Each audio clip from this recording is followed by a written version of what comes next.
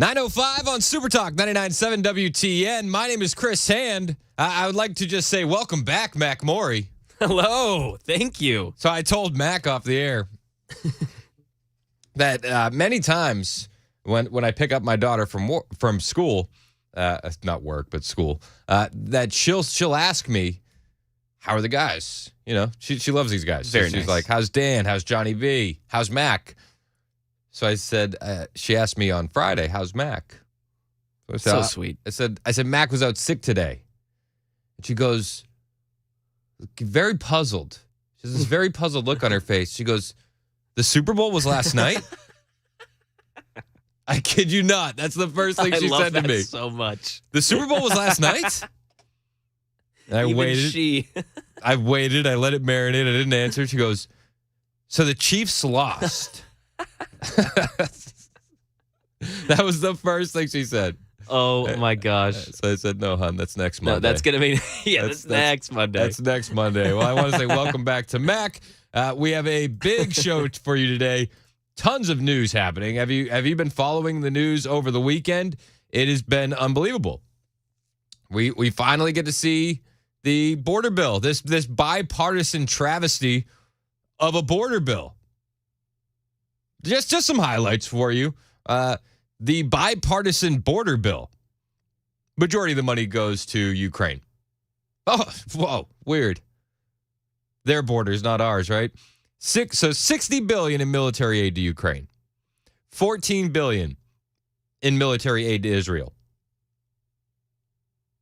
$2.4 billion to support operations in the U.S. Central Command and address combat expenditures related to conflict in the Red Sea. $10 billion in humanitarian assistance to provide food, water, shelter, medical care, and other essential services to civilians in Gaza, the West Bank, Ukraine, and other populations caught in the conflict zones across the globe. It's a conflict zone. It's not a war zone. It's a conflict zone. $4.83 billion to support key regional partners in the Indo-Pacific and deter aggression by the Chinese government. $2.3 billion to continue support for Ukrainians displaced by Putin's war of aggression and other refugees fleeing persecution. So you have $2.3 billion to continue support for Ukrainians displaced by Putin's war of aggression. But you also had, what was it? $2.4 billion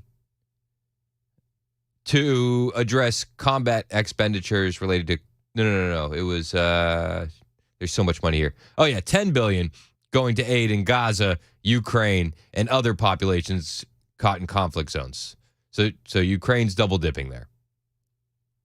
The bipartisan border policy changes were negotiated by Chris Murphy, a Democrat out of Connecticut, Kirsten Sinema, who's an independent out of Arizona, and James Lankford, who is my least favorite on the list, a Republican out of Oklahoma. They also give $20.2 billion to address existing operational needs and expand capabilities at our nation's border.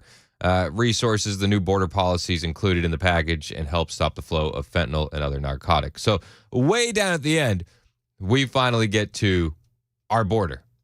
There's also $400 million for the nonprofit security grant program to help nonprofits and places of worship make security enhancements. So they're funding the NGOs that are facilitating this invasion. So I did some napkin math. $92 billion, give or take a little bit, because again, napkin math, I was just rounding. $92 billion of this is sent out of the country. This bipartisan border bill. $118 billion bill. $92 billion of it is sent out of the country. Wow. So I'm no mathematician, hence why I'm in radio. But we're talking about 78%, around 78 to 80% of the money for our border bill, the bipartisan border bill, goes out of the country. Can anybody make this make sense? Seriously. Make it make sense for me. 78% of it leaves the country. Are we going to keep tabs on where that money goes? Of course not. This isn't like when you fill out your expense report for your company and you're going to need receipts. It's going to be gone.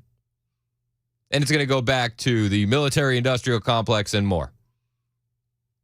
And all sorts of bad actors around the globe. Mike Johnson said the bill is DOA.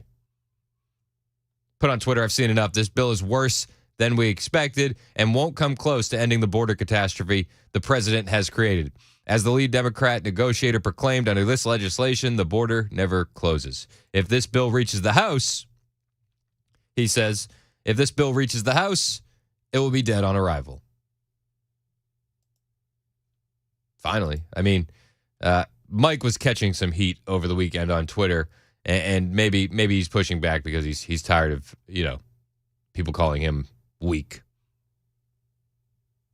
Again, of the $118 billion in this bill, $20.23 billion is for border security.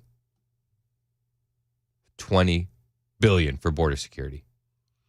And let me just remind you that $20 billion is going to go towards processing illegal aliens. It's not going to go towards sending them back, the majority of that money.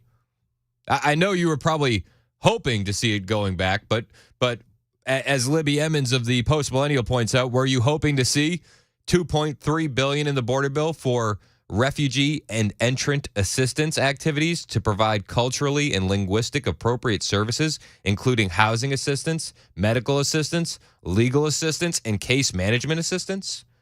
$2.3 billion for housing, medical, legal, case management. Is that what you're looking for? It really does blow my mind, because Biden says, well, I can't do anything without Congress. I can't. How could I do anything without Congress? But I think it's important to point out that on day one of Biden's administration, he issued the proclamation of ending discriminatory bans to entry of the United States, and that lifted visa restrictions that Trump had posed on those coming from nations that harbor terrorists. He didn't need Congress for that. Also on day one, Biden issued the executive order on the revision of civil immigration enforcement policies and priorities. Again, a reversal of a Trump-era policy that demanded the deportation of illegal immigrants in the United States and pulled funding from states that would not comply with immigrations and customs enforcement and the removal of those illegals. He didn't need Congress to reverse that. What about this one? It was a busy first day in office for Biden. He also sent DHS a memo titled Preserving and Fortifying Deferred Action for Childhood Arrivals, DACA, requiring the preservation of DACA, an Obama-era program, as you know, the Dreamers. You got to think about the Dreamers. That offered a path to legal residency in the U.S. for those brought as children to the U.S. illegally. Didn't need Congress. Didn't need Congress. I could keep going. There's a list of about 15 things that this man didn't use Congress for. But to shut down the border, we need a bipartisan effort. Bipartisan, right? Biden added illegal immigrants to the census for the purpose of reconfiguring the allocation of representatives in Congress. This was called the Executive Order on Ensuring a Lawful and Accurate Enumeration and Appointment Pursuant to the Decennial Census. Didn't need Congress. The memorandum for reinstating deferred enforced departure for Liberians prioritized Liberians for refugee status and work authorization in the U.S. and was, again, put into effect on Biden's first day, and again, didn't need Congress. This whole idea of needing a bipartisan bill is hot garbage. And the bill is even more hot garbage when it sends 78% of the money out of the country. And let's not kid ourselves. Of the $20 billion that actually goes to border security, what does that look like in actual, being used? Is it just more border agents lifting up razor wire to let in illegals? Probably. People are mad about this. Mike Lee Based Mike Lee on Twitter, he's a Republican out of Utah, a senator. He's calling for new GOP leadership over this. He said the Senate GOP leadership screwed this up and screwed us, even while refusing to let us see the bill they claim to be negotiating on our behalf for months. They were never in doubt, insisting we'd be dumb and even unpatriotic to not support it. This is a disqualifying betrayal. He also said that this bill, the bipartisan border bill, is the worst screwing in the Senate since that Dem staffer filmed his porno on Klobuchar's desk. That's a quote. That's an actual quote. McConnell's got to go, right?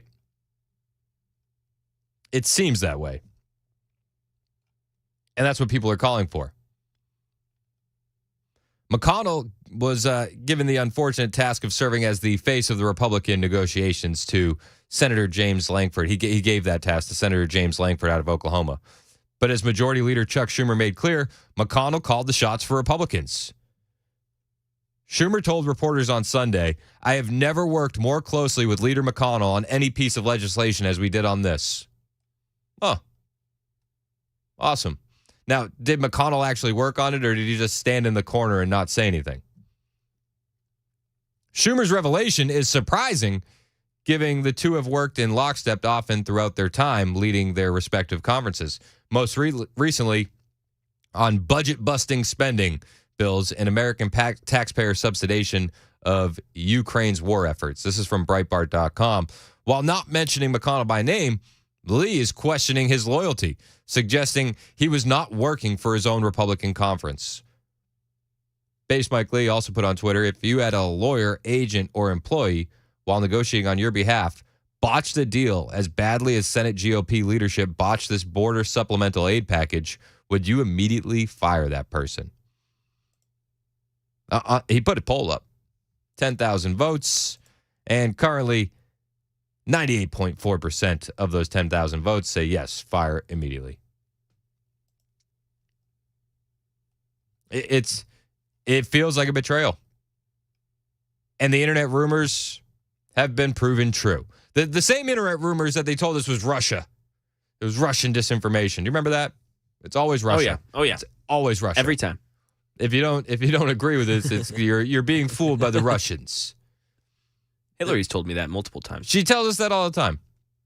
Senator Mike Rounds, a Republican from South Dakota, he was one of those ones claiming it was Russian disinformation behind the rumors. His quote was, "I suspect that a lot of the internet rumors are very well coming from overseas, where they would love to see this shut down because some people would rather not see funding for Ukraine." Like Americans. Americans would rather not see funding for Ukraine. I'm at a loss for words. A bipartisan border bill, 78% of the funds go out of the country. From Breitbart.com, critics allege McConnell and other negotiators shared drafts of the deal with Vladimir Putin. Oh. Lankford had previously assured Americans that the bill would not permit 5,000 migrants or more per day, attributing those claims to internet rumors. Well, it's not rumors. It's literally in the bill. It's in the bill's text, confirming that the new emergency authority would not be triggered until an astonishing 8,500 migrants cross the border in a single day, or an average of 5,000 people cross in 7 days. A trigger even higher than Lankford's threshold for absurdity. Now, if you scale that out, 5,000 per day, 35,000 per week, times 4, times 12, we're looking at over 1.6 million illegals a year. That's where we're setting the bar. That's the bar. Flabbergasting. What are your thoughts on this bill? Does it make you irate? A bipartisan border bill where 22% of it will go to the border. And of that 22%, the majority is probably for processing and letting illegals into the country and giving them green cards. Feels like a slap in the face, doesn't it? Feels like that to me. 615-737-9986 is the Chris Hand Show on Super Talk 99.7 WTN.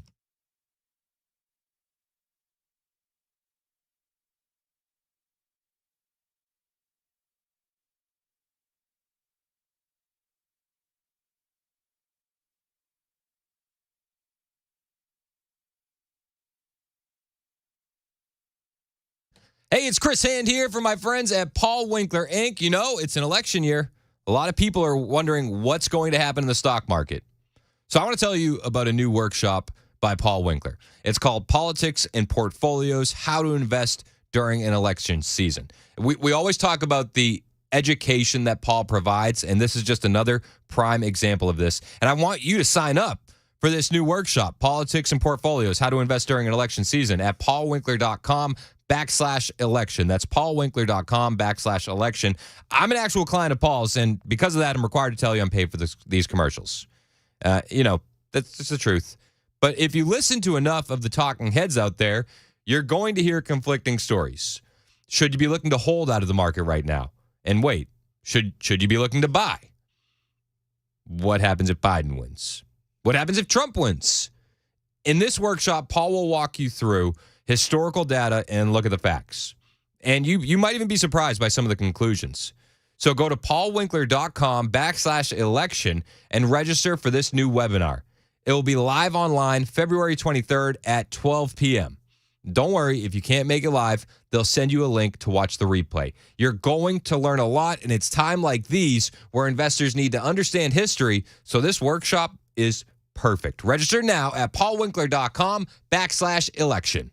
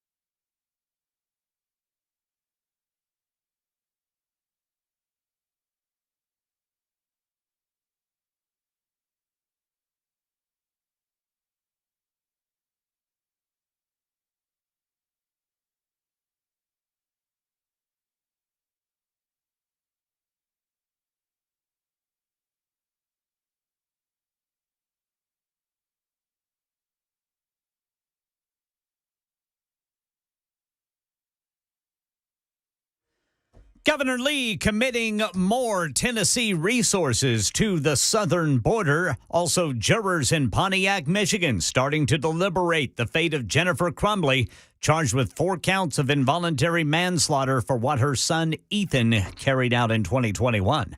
These stories and more at 9:30 on Super Talk 99.7 WTN. Thank you, Ken Weaver. It's Super Talk 99.7 WTN.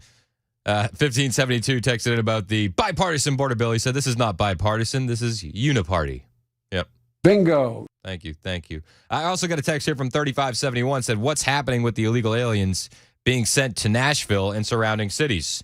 Well, it's like we don't really have an update yet, but we do have a lot of officials that are angry about it. Marsha Blackburn, Haggerty speaking out. Desjardins, he sent a letter to the Biden administration. WSMV covered that. Republican Congressman Scott Desjardins has sent a letter to Secretary Alejandro Mayorkas. He asks why DHS would release migrants who've been processed for expedited removal. And it reads in part, quote, this is a serious and egregious national security risk posed to our Tennessee citizens who may encounter illegal migrant criminals unknowingly. Yep. Desjardins goes on to say local leaders need to know if there are unaccompanied minors that could be in danger, as well as what taxpayer resources may be needed and how many more immigrants are on the way. What kind of taxpayer resources may be needed? How much of your money do we need to spend on this? Frustrating. They also caught up with Nashville Mayor Freddie O'Connell. Today, we talked with Mayor Freddie O'Connell to see if this could happen in Nashville. He says his office has not received a notice from DHS, but he's making sure the city is ready just in case. I will point out that Nashville was specifically mentioned in that letter from DHS, along with Davidson County, Franklin, and Murfreesboro.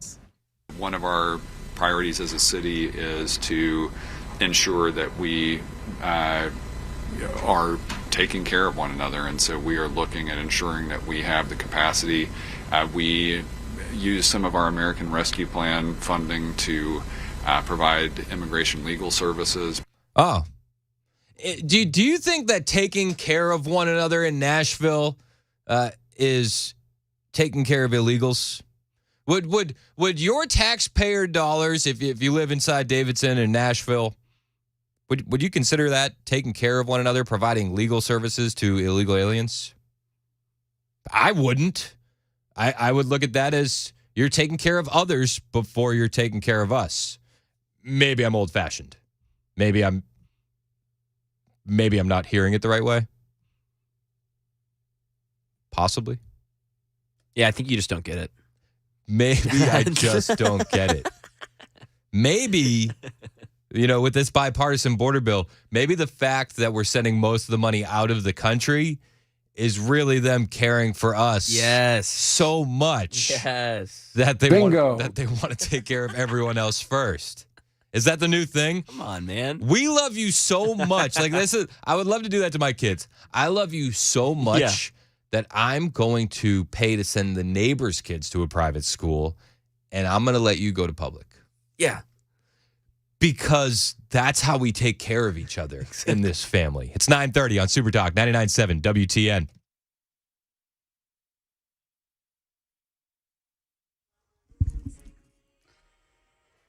$9:30 on the dot this Monday morning. I'm Ken Weaver with your top stories. I don't see a chance for rain until the end of the week. Full forecast in 2 minutes.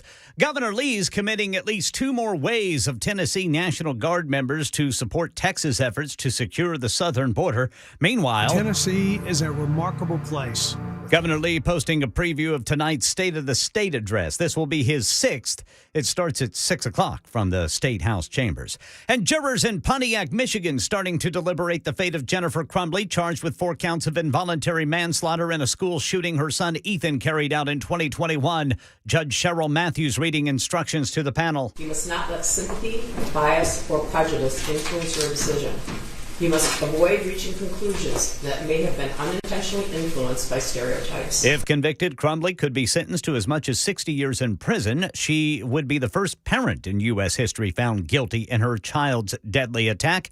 Crumbley's husband set to stand trial next month. That's the latest news. Weather is next. I'm Ken Weaver, WTN News.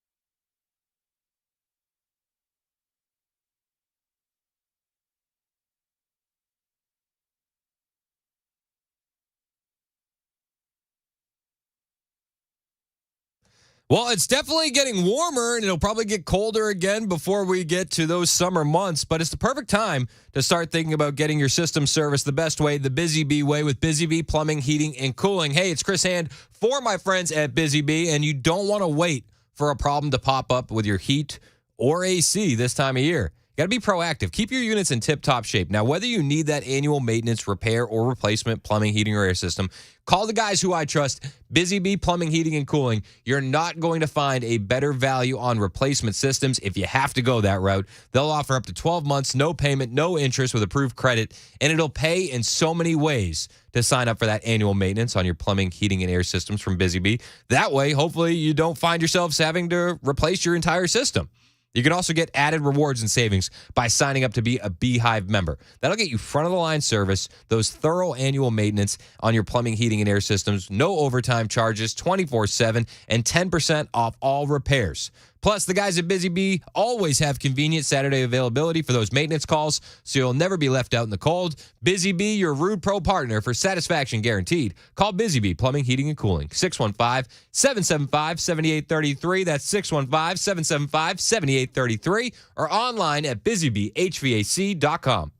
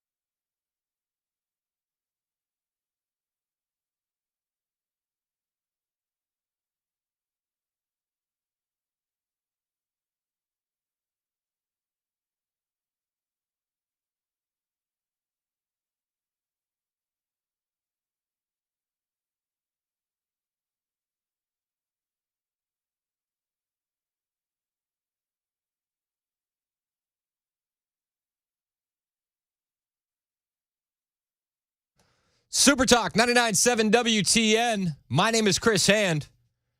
Ooh, this border stuff. Unbelievable. Senate releasing their bipartisan border bill. Mike Johnson calls it dead on arrival. Mike Lee calls for new Senate leadership. Says he can't believe what's going on. New leadership now.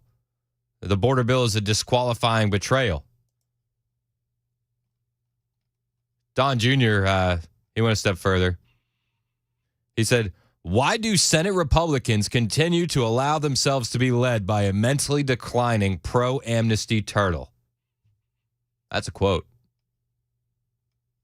That's an actual quote. Steve Scalise weighed in. Let me be clear. The Senate border bill will not receive a vote in the House. Here's what the people pushing this deal aren't telling you. It accepts 5,000 illegal immigrants a day and gives automatic work permits to asylum recipients. A magnet for more illegal immigration. Who wouldn't want to come here? You get a nice room at the Roosevelt in New York. You get your work permit. You get your medical paid for. It's a good deal. Right? I've thought about leaving the country and sneaking back in illegally. My name is Carlos. I would like to go to New York and have you pay for everything, please. Mike Johnson said the bill is dead on arrival. Is anybody shocked? This is what we knew was coming. It's not really that surprising. Out of the $118 billion in the bipartisan border bill, my napkin math says about $92 billion of it gets sent out of the country. That's how you tell Americans you care about the border. You send 78% of the money for the bipartisan border bill out of the country, right? Yep. That's what you do. It's not all bad on the border. In fact, over the weekend, Governor Greg Abbott hosted about half of the governors that were supporting him in his battle against the federal government on the southern border, and he was talking about it on Maria Bartiromo's show over the weekend as well. More than half of the governors are now joined together in support of a very important proposition, and that is we are guaranteed by the United States Constitution the right of self-defense if states face imminent harm or invasion. Texas obviously is facing both an imminent harm as well as an invasion. And so these governors are rallying around Texas to support our ongoing right to self-defense and the deployment of this razor wire that has led to a massive reduction in inflow. Maria, get this. The area where we have occupied this park in Eagle Pass, Texas, that we put up the razor wire, there used to be 3,000 or 4,000 people crossing that area a day. For the past 3 days, we've averaged just 3 people crossing that area. Wait. So you're telling me the razor wire works? The area where we have occupied this park in Eagle Pass, Texas, that we put up the razor wire, there used to be 3,000 or 4,000 people crossing that area a day. For the past 3 days, we've averaged just 3 people crossing that area. The point is, if we put up resistance, we show that we can secure the border. Joe Biden should not be stopping that. No, if you put up resistance, it will stop the flow. I don't understand why that's such a controversial take and why people want to destroy the razor wire, other than the fact that they want to let these people into our country and let them invade. But shocker. Walls work. Razor wire works. It works. You know, Governor Lee was one of those governors that visited the U.S. southern border among about half of the others. He issued a statement. He said Republican governors have been sounding the alarm for a long time. The open border experiment has catastrophically failed America, and people across the nation are experiencing the devastating consequences of rising crime, drug trafficking, and human trafficking. This crisis will only become worse if immediate action isn't taken. That's why governors are working together to do what the federal government won't do, and that is secure our nation's southern border. No, in fact, the federal government won't secure the border. They're doing everything in their power to make it less secure. when it comes to taking down the razor wire, suing Arizona to remove the shipping container walls, all the things. Governor Lee also committed to deploying 2 waves of state active duty soldiers to Texas to assist in their efforts. 2 more waves. The first wave of Tennessee National Guard members who volunteer are expected to deploy to the border within 60 days. So Governor Lee is doing something.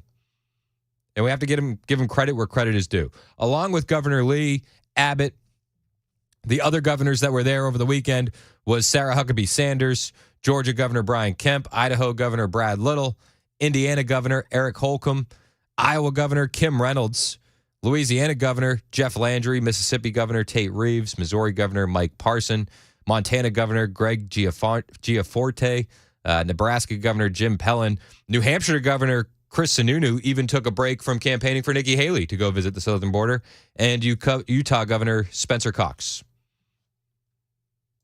I like to see the show of support for Texas. I don't think that battle is over just yet. But, at the same time, we're seeing this bipartisan border bill, and it's just unbelievable. Biden says he needs Congress to get anything done.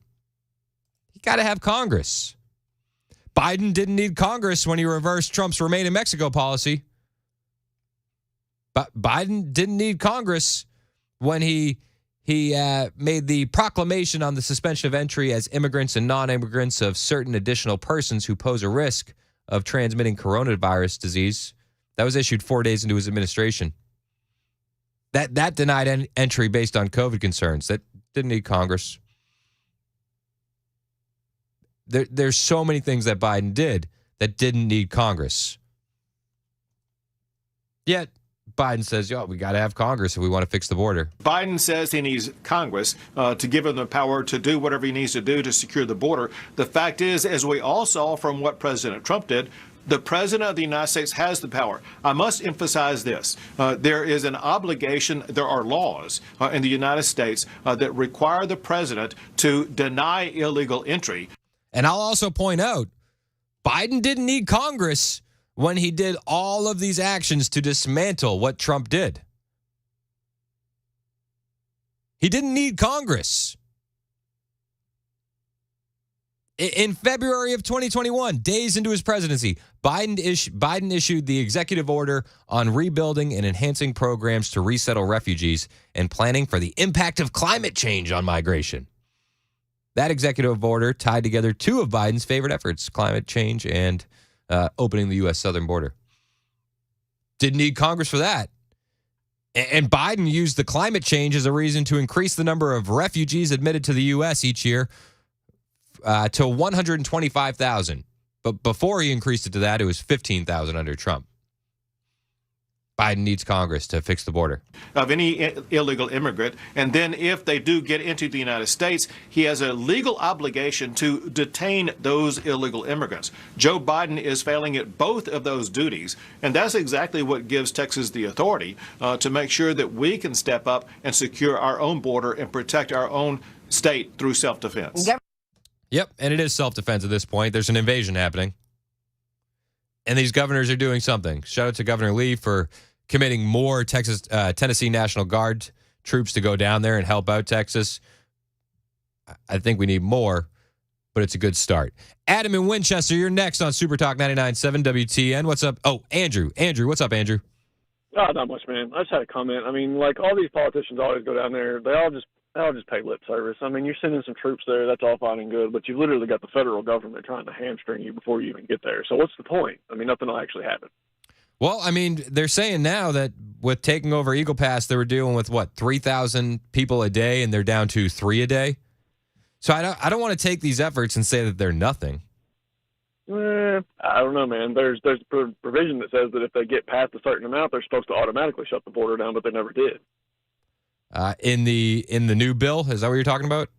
I thought that was in the existing, but I mean, I guess it could be in the new bill. And, also, you know, I don't want to. I'm not trying to argue you on semantics. Yeah, I think at the end of the day, there needs to be a lot more done to end this. And I think that if anybody was actually serious, we could end it very, very quickly. if they actually wanted to end it, it would be ended, but they all campaign on being pro and for all these different issues. So if they were to solve any of the actual issues, then they wouldn't have anything to campaign on. And everybody else would be like, oh, well, we don't really need you guys. It's all just a dog and pony show from the get. Yeah, I mean, I hear those talks about, oh, it's a campaign issue. I don't know if there's a lot of Republicans that are, you can make the argument, sure. If the Republicans wanted to fix it, they would have fixed it when they had the power. And they didn't. But when did they last have that power? When Trump was in office and he had those executive orders that, the Remain in Mexico policy was there. Yeah, but those are just superficial. Like an executive order is completely superficial, because if the actual weights and balances of the government work the way they would, then executive orders are null and void. Because but was building a wall superficial? I mean, it is to a point, because you got people come in with a Sawzall and cut the thing open. But at the same time, I'm just being honest. But is that a better route than taking the materials that I'm were all for there a to wall. finish? I mean, we spend all this money to send to Ukraine to secure their borders and blow up other people in other countries, but we can't secure our own border. I think it's absolutely ridiculous. I mean, a wall would just be like the basic of the basic. I mean, if you go to any anyway. Yeah, but I think there's a difference between saying Republicans didn't do anything and then looking at there was actual tangible things that I'm saying as a whole, Congress and the Senate are relatively inept at anything they say they're going to do, because they don't fix any problems. They just campaign on them. No, and I hear where you're coming from, and I think that goes to a problem that we have in the Republican Party. I mean, you hear guys like Ken Buck saying that he doesn't think that Alejandro Mayorkas did anything to be impeached for. Yeah, that's ridiculous. I mean, literally all our problems that we're dealing with right now were caused by all the executive orders that got flipped as soon as Biden got into office. Yep. So, I mean, literally everything that's causing issues in the U.S. could be solved with the wave of a pen in an instant. I'm with you, and that's what I'm really against. That, and I appreciate your call, Andrew. I really do, man. But Biden says that he can't do anything without Congress helping him out. But like Andrew pointed out, all of those executive orders that reversed all of the good Trump did, we're done without Congress. He could wave that wand back the other way, and it would be greatly improved. It's 9:51 on Super Talk 99.7 WTN.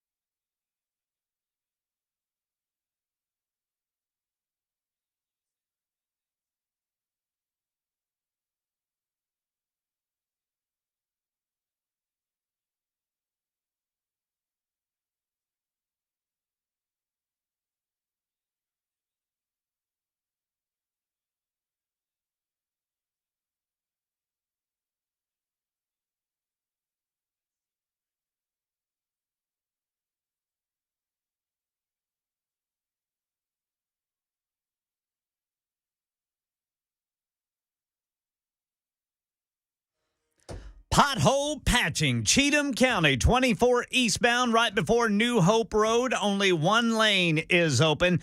Then you got the 3 lanes blocked. These are the right 3 lanes blocked for some potholes. 24 westbound at Spring Street, Ellington Parkway here in downtown Nashville. And a stalled vehicle blocking the left lane, 40 westbound at Hermitage Avenue. Southern Border Security update and what Tennessee resources part will play. A mother facing decades in prison for her son's deadly attack at school, and retailers going all in on artificial intelligence. All this and more at 10 on Super Talk 99.7 WTN. Thank you, Ken Weaver. It is Super Talk 99.7 WTN. My name is Chris Hand. I want to get right to your calls. Got a bunch of people want to weigh in on this border bill, including my man Scott. Scott, you're next on Super Talk. What's up? Hey, how are you today? Good. How are you, sir? What are your thoughts on the border bill? Well, the guy right before me, he had it right on, but in my opinion, he didn't go far enough. That all these things can be fixed, and they should be fixed, but once they fix them, there's nothing to run upon. And even with Trump, why they needed him out so bad is like a good CEO, if people weren't doing their job, they go away. And when he wasn't doing his job, as far as if he said, I'm going to do this, and he ran on XYZ, he's the only president ever to say, hey, I haven't got this done, and this is why. It's just the largest form of corruption ever, but it's been going on this way since the beginning of time. But now with the internet and all the information getting out, people are really starting to realize how much we get screwed as citizens by these politicians. No, I agree on your last point that we do realize that we're getting screwed in real time. And thank goodness for the internet, because we can debunk a lot of these lies in real time. Before the bill is even released, as things are leaking out, we're calling it out. You know, it's being called Russian disinformation. Then we see the bill and it's like, no, it's all true. I don't know. I don't want to say that Republicans don't want to fix the problem because that's what Trump's going to run on. Because I think at the end of the day, there's so much bad in the Biden administration that if we were to fix what's happening at the border, he could still campaign on a lot of the failures. Yes, absolutely. But when he had a strong CEO in the office, we were fixing problems. It's no different from wars down to even the water problem in California. There is a fix to all these things that keep going wrong. But the people in office that are career politicians, they know dang well that once they fix it, they're screwed. Because they'll see, hey, wait, it doesn't cost that much to run this country. We don't need as big of government as we have. We are wasting so much money. If we ran our fiscal house the way the government runs our country off our money, back in the old days, if someone, went bankrupt or whatever, they went through court and they were talked to about fiscal responsible. They took classes. Now, no, we don't want to do that because we show the people, wait a minute, we're doing that in government already. We're spending money however we want to. No, I hear you, Scott. I really do, man. I appreciate your call. But, if we did all that, then we wouldn't be able to send 78% of the money in this border bill out of the country, right? So, and how are we helping ourselves if we don't send 78% of the money out of the country? Listen, one of the big things that a lot of people talk about with this invasion is, are these illegal aliens going to vote in the next election? And I found a fascinating article that includes a law that could enable non-citizens to vote in the 2024 presidential election in a swing state, a very important swing state. I'll talk about it with you after the news with Ken Weaver on Super Talk 99.7 WTN.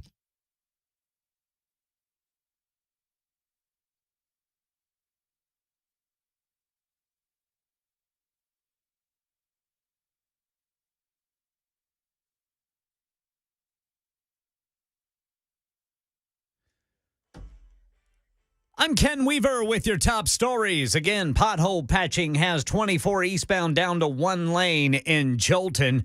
Then we got some rolling roadblocks with the right 3 lanes blocked for potholes. 24 westbound downtown Nashville. This is Spring Street and Ellington Parkway Exit 47A. Southern border security crisis update. Governor Bill Lee, while in Eagle Pass with dozens of other governors, committed to deploying 2 additional waves of Tennessee National Guard troops to the region. Meanwhile, Stephen Portnoy says the U.S. Senate unveiled its bipartisan immigration reform bill last night. The measure grows the Border Patrol's detention capacity. It aims to make it harder for migrants to seek asylum, and it would temporarily shut down most border crossings once a certain threshold is met. But conservative opponents say the bill doesn't go nearly far enough, and some liberals say these measures are too strict. The bill faces its first test in a Senate vote set for Wednesday. Governor Lee back in Tennessee tonight to deliver the State of the State address. It'll be Lee's 6th time, and it starts at 6 in the House chambers. Elsewhere, Tennessee lawmakers debating whether to get rid of taxes on baby products like diapers, wipes, and formula. They say it could save $66 per year per child, but it could cost the state $24 million per year. That would be the sticking point. Jurors in Pontiac, Michigan, starting to deliberate the fate of Jennifer Crumbley, charged with 4 counts of involuntary manslaughter in a school shooting her son Ethan carried out in 2021. Judge Cheryl Matthews reading instructions to the panel. Part of them here. James Robert Crumbley and Jennifer Lynn Crumbley are both on trial in separate cases. The fact that they are both charged is not evidence that either one is guilty. If convicted, Jennifer Crumbley could be sentenced to as much as 60 years in prison for the Oxford High shooting, killing 4 classmates. She would be the first parent in U.S. history found guilty in their child's deadly attack. Crumbley's husband set to stand trial next month. That's the latest news. Weather is next. I'm Ken Weaver, WTN News.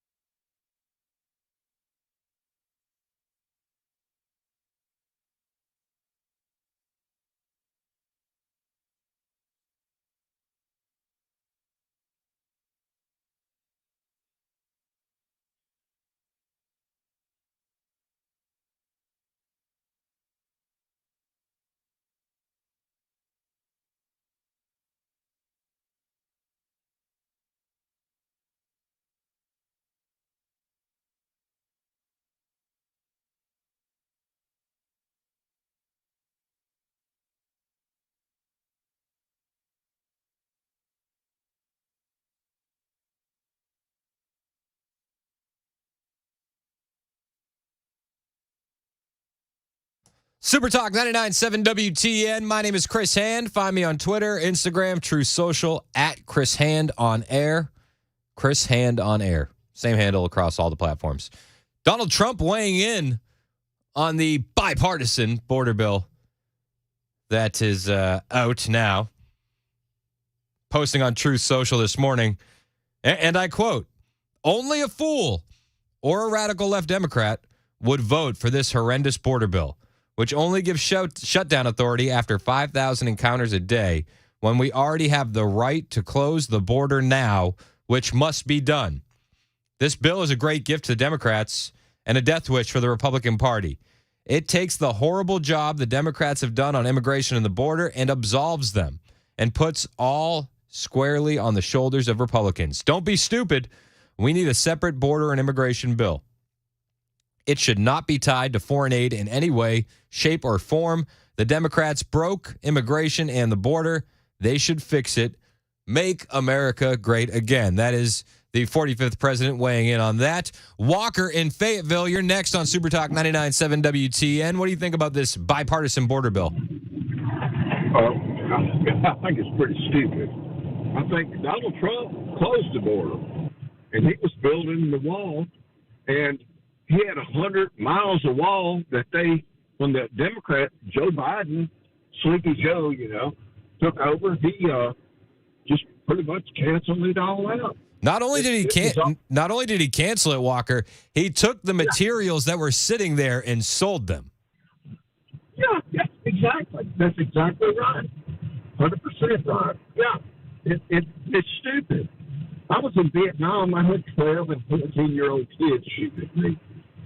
It's stupid that we're spending billions of dollars on wars that ain't none of our stinking business, instead of putting this money into the border and feeding these people that can't get a job at homeless, especially mothers with children laying on the street.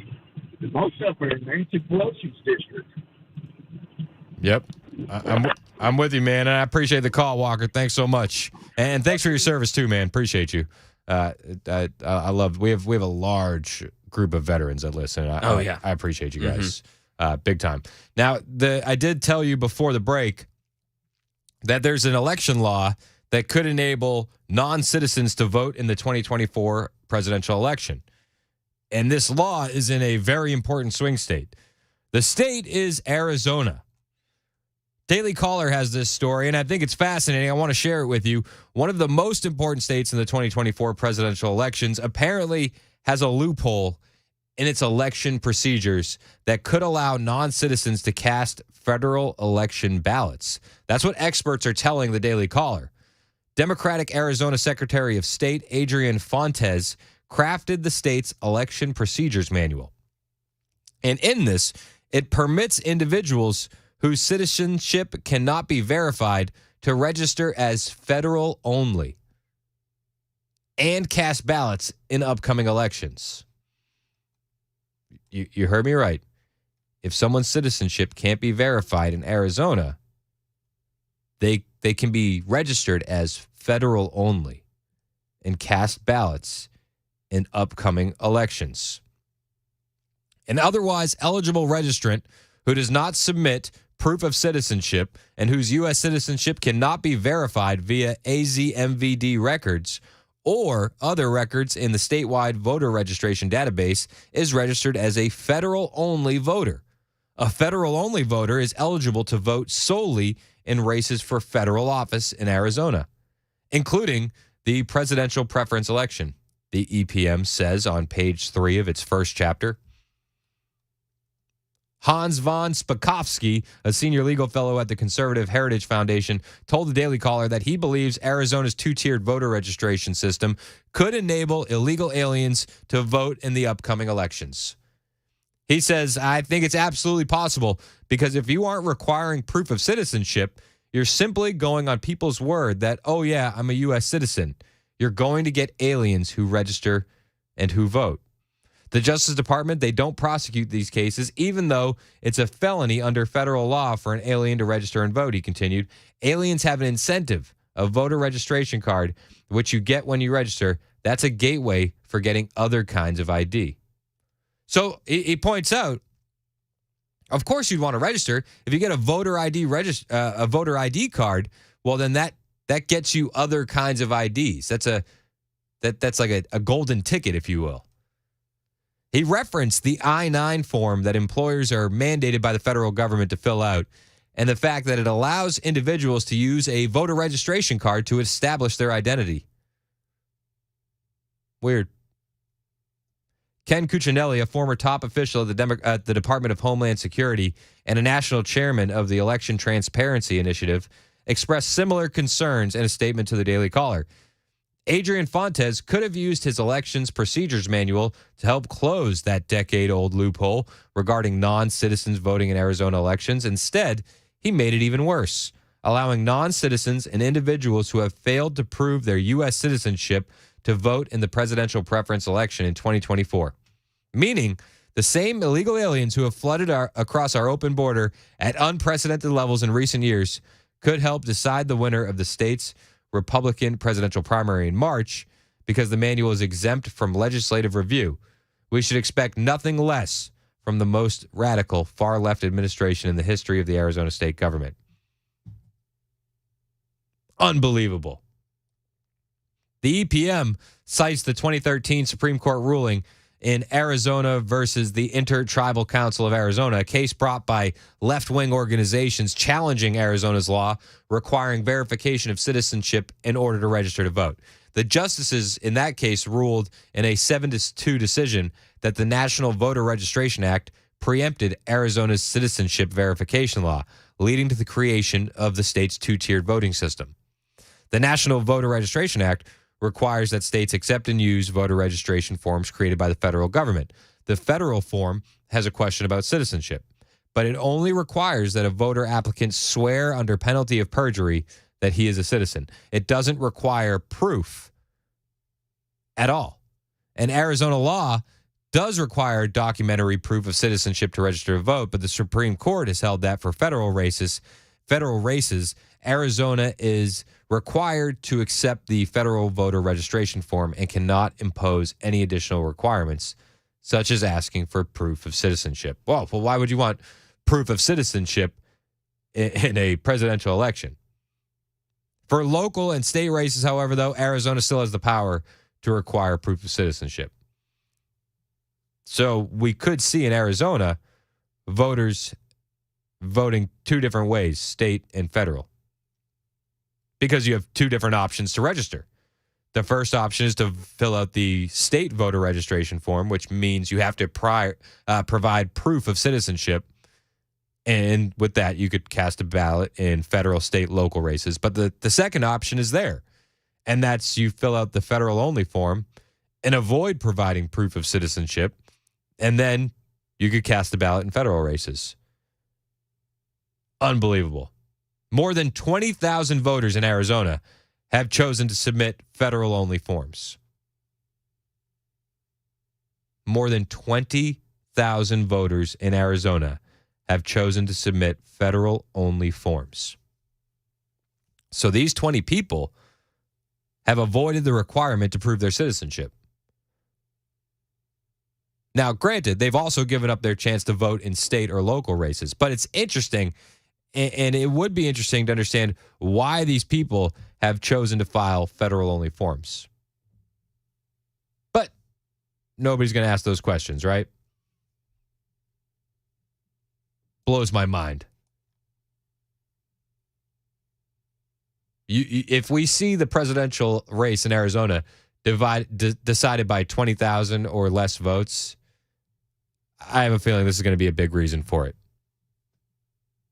Because as I said, in this Daily Caller story, it points out more than 20,000 Arizonans have chosen to submit federal-only forms, meaning they don't have to provide proof of citizenship. Fascinating story from the Daily Caller. I suggest you go find it and read it. Joe in Brentwood, you're next on Super Talk 99.7 WTN. You want to talk about this border bill. What's up, Joe? Young man, you're doing a good job. I'm going to call Joe Biden and make sure you get a raise. Oh, thanks. I appreciate you, man. What do you think about this bipartisan border bill? This is a Democrat power move. When Joe Biden got in office, the first thing he did, he opened the border. Why? The Democrat Party is smart. They are losing the black support. Yep. They have to replace the black support with the illegals. Yep. Well, and they're also losing citizens in blue states en masse because of their policies. But in the next The census, Democrats- you don't need to answer whether or not you're a citizen. It's just a head count, so you won't lose seats. Right. The Democrats are smart. They are corrupt. And I guarantee you this election in November, the Democrats right now are working on how to steal it. There was a great guy on Fox. He's not there anymore. His name was Lou Dobbs. Yep. He had a great statement. The Republicans are playing cricket. The Democrats are at war. It's hard. It's hard to disagree with that. And I appreciate your call, Joe. And thanks for listening, man. Thanks so much. You know, I don't know. I want to think that there's some states in play that may not be in play. Trump was doing an interview with Maria Bartiromo, and she asked him point blank, "Are you going to be able to flip blue states?" Are you going to be able to flip blue states like in New York and in New Jersey? There's a rumor you're going to do a rally in the South Bronx. I think so, yeah. I think I will do that. And Then when are you going to do that? I think I'll do one maybe at Madison Square Garden, too. I think we have a chance. New York has changed a lot in the last 2 years. We have migrants all over the street. They're living on Madison Avenue. I mean, nobody can believe what's happened to New York. The people of New York are angry. People that would have never voted for me because I'm a Republican. I mean, they're Democrats. Their parents would they vote for Democrats. I think they're going to vote for me. So I think we're going to give New York a heavy shot. He says, I think we're going to give New York a heavy shot. It's hard to disagree with the fact that it could be in play when you see what's happening in New York. Illegal aliens can beat up cops and walk free. And in the same breath, the district attorney in Manhattan, Alvin Bragg, is prosecuting people for fake vaccine cards. There's two tiers of justice. And Alvin Bragg is being blasted for trying to throw the book at two New Yorkers who bought fake COVID-19 vaccine cards, despite routinely going easy on others charged with far more serious crimes. But this is what they do. They go after what I can only assume would be conservatives with fake vaccine cards. They let illegal aliens walk free. And this kind of stuff makes me think maybe New York is in play. You see these radical leftists and far left type people like comedian Michael Rappaport. He's slamming Biden, says voting for Trump is on the table after those illegal aliens beat cops in New York City. And Michael Rappaport has been as anti-Trump as you can be since 2016. You see things like 50 Cent, rapper 50 Cent, tweeting out, maybe Trump is the answer after the New York City mayor decided to give migrants prepaid credit cards. Did you hear that story? New York City Mayor Eric Adams is planning to distribute $53 million to illegal aliens in the city on prepaid credit cards. 50 Cent saw the story and posted it on Instagram on Saturday, and he said, maybe Trump is the answer. He wrote, WTF, Mayor Adams, call my phone. I don't understand how this works. Somebody explain. Can't explain this. I'm stuck. Maybe Trump is the answer. That city program is going to offer asylum seekers at the Roosevelt Hotel money from taxpayer pockets. A lot of money. So I don't know. Maybe New York is in play. Trump seems to think so. They're very unhappy in New York, what's happening. And they're unhappy with the crime. You take a look at the crime in New York, it's at record levels. The other thing is, and very importantly, New Jersey. I think New Jersey can be flipped. I think that Virginia can be flipped. I think that New Mexico could be flipped. And I think Minnesota could be flipped. And I'm not even sure that everything can't be flipped.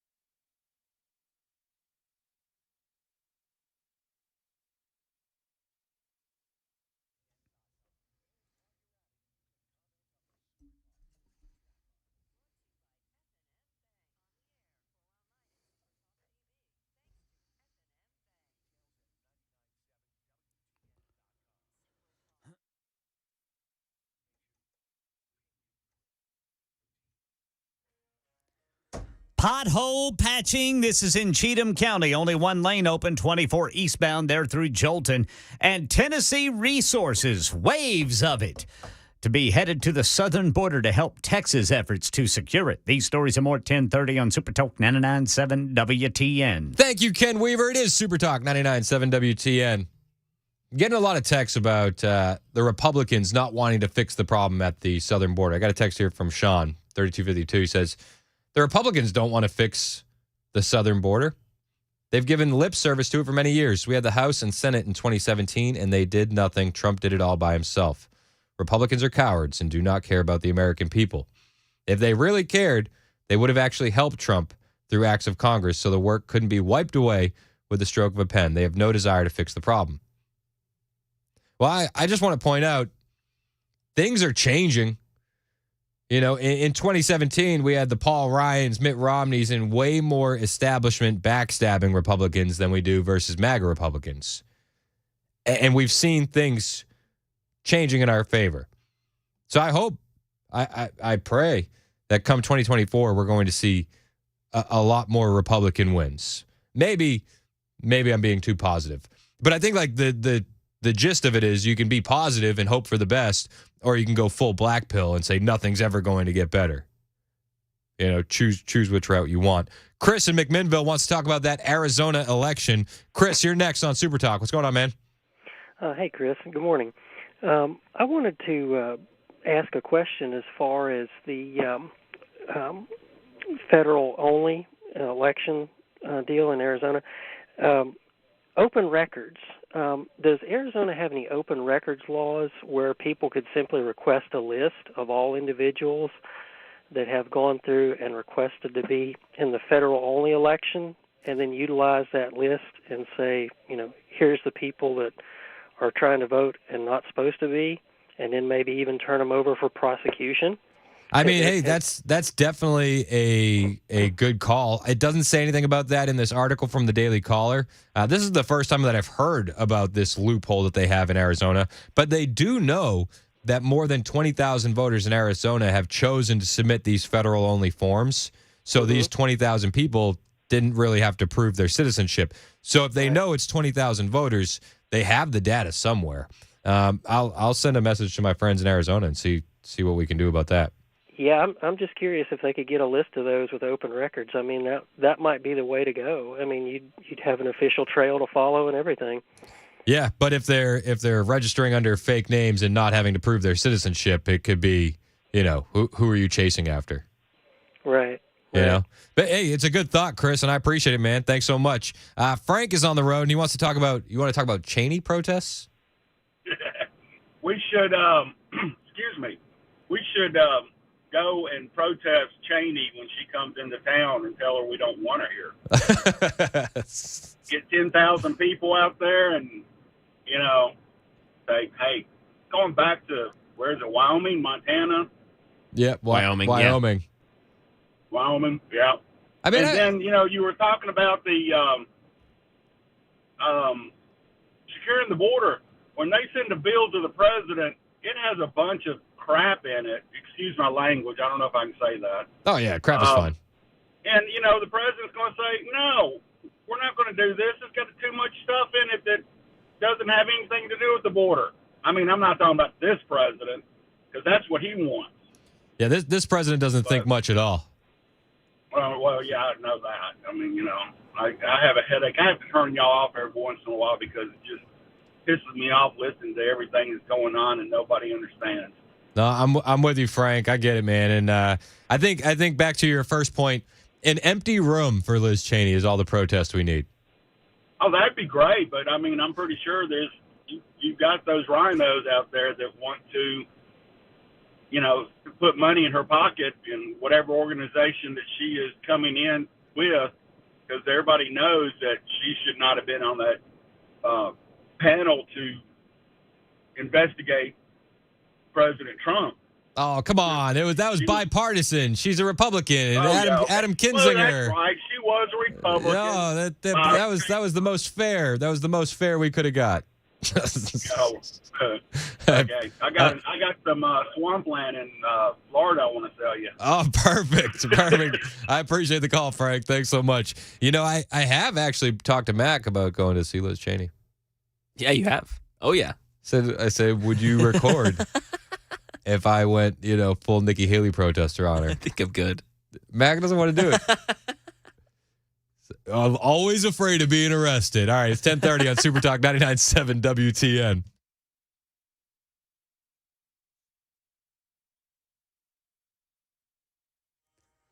I'm Ken Weaver with your top stories. Got the full forecast in 2 minutes. Right now in Tennessee, Governor Lee committing at least 2 more waves of Tennessee National Guard members to the southern border to support Texas efforts to secure it. And tonight, Lee delivers a State of the State address from the State House chambers beginning at 6 o'clock. House Republicans in our nation's capital expected to vote this week on their effort to impeach Homeland Security Secretary Alejandro Mayorkas. Democrats say the impeachment's a sham. And the Michigan mother charged in connection with her son's deadly school shooting awaits a jury verdict. The jury deliberating in the involuntary manslaughter trial of Jennifer Crumbley, the mother of the Oxford High School shooter in Michigan who killed 4 students in 2021. Crumbley has pleaded not guilty. It's the first time a parent has been charged in connection to her child carrying out a school shooting. That is the latest news. Weather is next. I'm Ken Weaver, WTN News.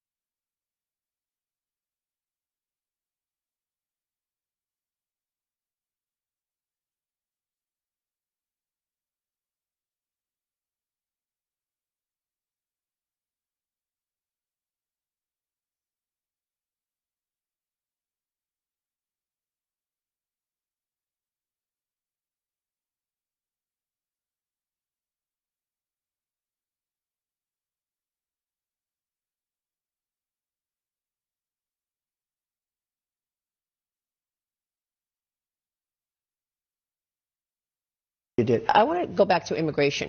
Walk us through your plan for immigration, because is it as easy as going back to the security that you had in place, like the Remain in Mexico and all these other things that Joe Biden overturned? There are 8 to 10 million illegals in the country right now on Joe Biden's watch. So what do you do with them? Are you going to deport them all? Well, you're going to have to deport a lot of them. It's not sustainable. No, it is not sustainable. That was President Trump during an interview with Maria Bartiromo on Fox over the weekend. It's Super Talk 99.7 WTN. My name is Chris Hand. Find me on Twitter, Instagram, Truth Social, at Chris Hand on air. And she's asking them, will you deport them all? He's like, you're going to have to deport most of them. It's not sustainable. And he starts talking about the countries that the illegals are coming from. This interview is fantastic. If you didn't see it, I suggest you check it out. Find it on a replay somewhere, YouTube. I got some of these clips that I thought were, a little bit spicier than the others. But he starts bringing up the countries that these illegals are coming from, including China. Look, these countries are very smart. I know every one of the leaders of the countries for the most part. The presidents, the dictators, I know them all. I know the kings, the queens, I know them all. These are smart people. These are streetwise people. It makes sense that they're taking people out and sending them up in caravans to the United States. And it's not just South America. It's from Africa, from Asia, from all over the world. Asia. Yeah. I mean, from all over the world. From China, there are 28,000 people in the last few months. 28,000. That's what's he doing? Building an army? And they were mostly men, almost all men, from the age of 18 to 25. So what's that all about? What's that all about? What's that all about? He says. Have you seen the videos online where they talk about what's going on in China, in South America, and people coming up from China? It's all basically done on TikTok. And they have these maps that are presented to people. 60 Minutes ran a big thing on this as well. And it's just fascinating that everybody knows so much about this, yet so little is getting done. 60 Minutes highlighted the fact that a lot of these people are getting their information and instructions on TikTok. We wondered how all of these migrants knew about this particular entryway into California. The answer was in their hands. How do you know about that? Oh, Douyin, okay, TikTok. Oh, you learned on TikTok. Yeah. TikTok is a social media platform created in China. I like how that 60 Minutes thinks that they have to explain what TikTok is. But it shows just waves of Chinese illegal aliens coming through this opening in the border fence, and the 60 Minutes reporters on the other side going, well, how did you know about this? They said, well, TikTok. And she says, TikTok is a social media app. Like, thanks. Back to the illegals. The post we found had step-by-step instructions for hiring smugglers and detailed directions to that hole we visited. We were struck by just how orderly and routine it all seemed. The migrants walked about a half mile down a dirt road and waited in line for U.S. Border Patrol to arrive so they could surrender. And again, these Chinese immigrants that they have on 60 Minutes coming in illegally have the nicest luggage. And we've detailed this before. They get a lot of these instructions on WhatsApp, and they have actual hotels in Colombia that are full Chinese. They're just Chinese spots to stop along your route. And you'll see some of these maps on these social media platforms on how to sneak through, and they quite literally highlight where to sneak in. So, the 60 Minutes reporters flabbergasted that they all knew about this one hole in the fence. It's like, of course they knew. They're getting detailed instructions on how to do it. And this is why we need to talk about mass deportation. Because something needs to be done. Maria Bartiromo asked Trump about mass deportation during their interview over the weekend. But are you talking about mass deportation? What do you do with the 8 to 10 million people already here? Okay, Dwight Eisenhower, believe it or not, you don't think of him as being a tough president or a great president. He was actually a very good president. He was very strong on deportation because a lot of people were coming into our country illegally. And he started a big mass deportation. He dropped them very close to the border, and they came back. Then he dropped them 2,000 miles away, and they didn't come back. We cannot allow scenes like I saw in New York 2 days ago, where policemen are being beat up by gangs of illegal immigrants, in that case from Venezuela, Honduras. We can't allow that. And these are kids that are fighters. They were not, babies. They were knocking the hell out of our policemen. We can't let this happen. No, we can't, and it seems like we are. In fact, those illegal aliens that beat up police officers in New York got to hop on a bus via the taxpayer money that they're allotted and take that bus to California, where they'll avoid prosecution and probably deportation and probably just slide into whatever community and be lost to the system, mulling about the interior of the country. Something needs to be done. James in Lebanon wants to talk immigration. You're next on Super Talk. What's up, James? Yes, sir. I told you, Screener, I have a question that I can't get anybody to answer, and maybe I'm the only idiot out here that even thinks about this. I turn the TV on. I drive an 18-wheeler, listen to the radio all the time. It doesn't matter if it's MSNBC, CNN, Fox. It doesn't matter. Newsmax. I sit and I hear, well, we need to close up that border in Texas. We're going to need to close that border up in Arizona. We got to close that border up in California. Yep. I'd almost bet 90% of your listeners right now cannot answer this question. There's a border in New Mexico. Why is nobody saying a word about that? How many's getting across there that nobody's even checking about? Well, if I recall can correctly, you answer me that question? If I recall correctly, Texas was fortifying their border with New Mexico because of that open border. You just never hear New Mexico, and they've got, 250 miles of border? But you never, explain it. Well, back in October, Greg Abbott, they strung razor wire along the border with New Mexico to deter migrants from coming, this is what this news source says, illegal aliens, to deter illegal aliens from coming across the border at New Mexico and walking into El Paso. But you're right. You do never hear about what's going on in New Mexico. And I get so aggravated that these people that, listen, I'm a Christian man. I profess to be a Christian man, but I'm going to tell you what's going to be our country's downfall is these people that are holier than thou, that they want to go against Trump because, well, he's mean. Well, he doesn't know how to talk. Well, he hurt their feelings. And I keep telling them, if you are a Christian and you know the Bible, Jesus went in the temple when they were in there casting lots, in other words, gambling. Did he go in there and pray for them? Did he go in there and give them a hug, or did he go in there and beat the fire up and get them out of the building? Now, you need to answer yourself for that. He actually, he spent a lot of time making that whip himself. Well, that's what I'm talking about. But these people out there that they want to make, it's those people out there, and God bless them. I mean, I want you to go to church. Yes, sir, I go to church. But I don't know one perfect person in church. And when you get your feelings hurt because a man says these people need to go back, they say that, well, these people are running from terrible countries. Can you show me where there's a road from Iraq over to Mexico? Yeah, Where's the paved highway from Iran to Mexico? I will say this, James. I think a lot of people's appetite are changing on this when you hear the governor of New York saying that deportation is on the table for the illegal aliens that beat up the police officers. I hope they send 9,000 Greyhound buses just as fast as they can, right straight up there, because you know as well as I do, them people up there can change their attitude in a minute when it comes to free money. No, you're right, and I don't know if 9,000 would be enough. I appreciate the call, James. Thanks so much. I will say this, to James's point about New Mexico, a quick Google search says that nearly 58,000 U.S. citizens in New Mexico live with at least one family member who is, quote-unquote, undocumented. I was just about it, yeah. Just read that. Yeah. Yeah. Nuts. Maybe that's part of the problem. Yeah. 100%. They're just too interwoven into the community that everybody's just like, shh, don't talk about it. Well, it's not even like a part of the conversation anymore, yeah. Yeah.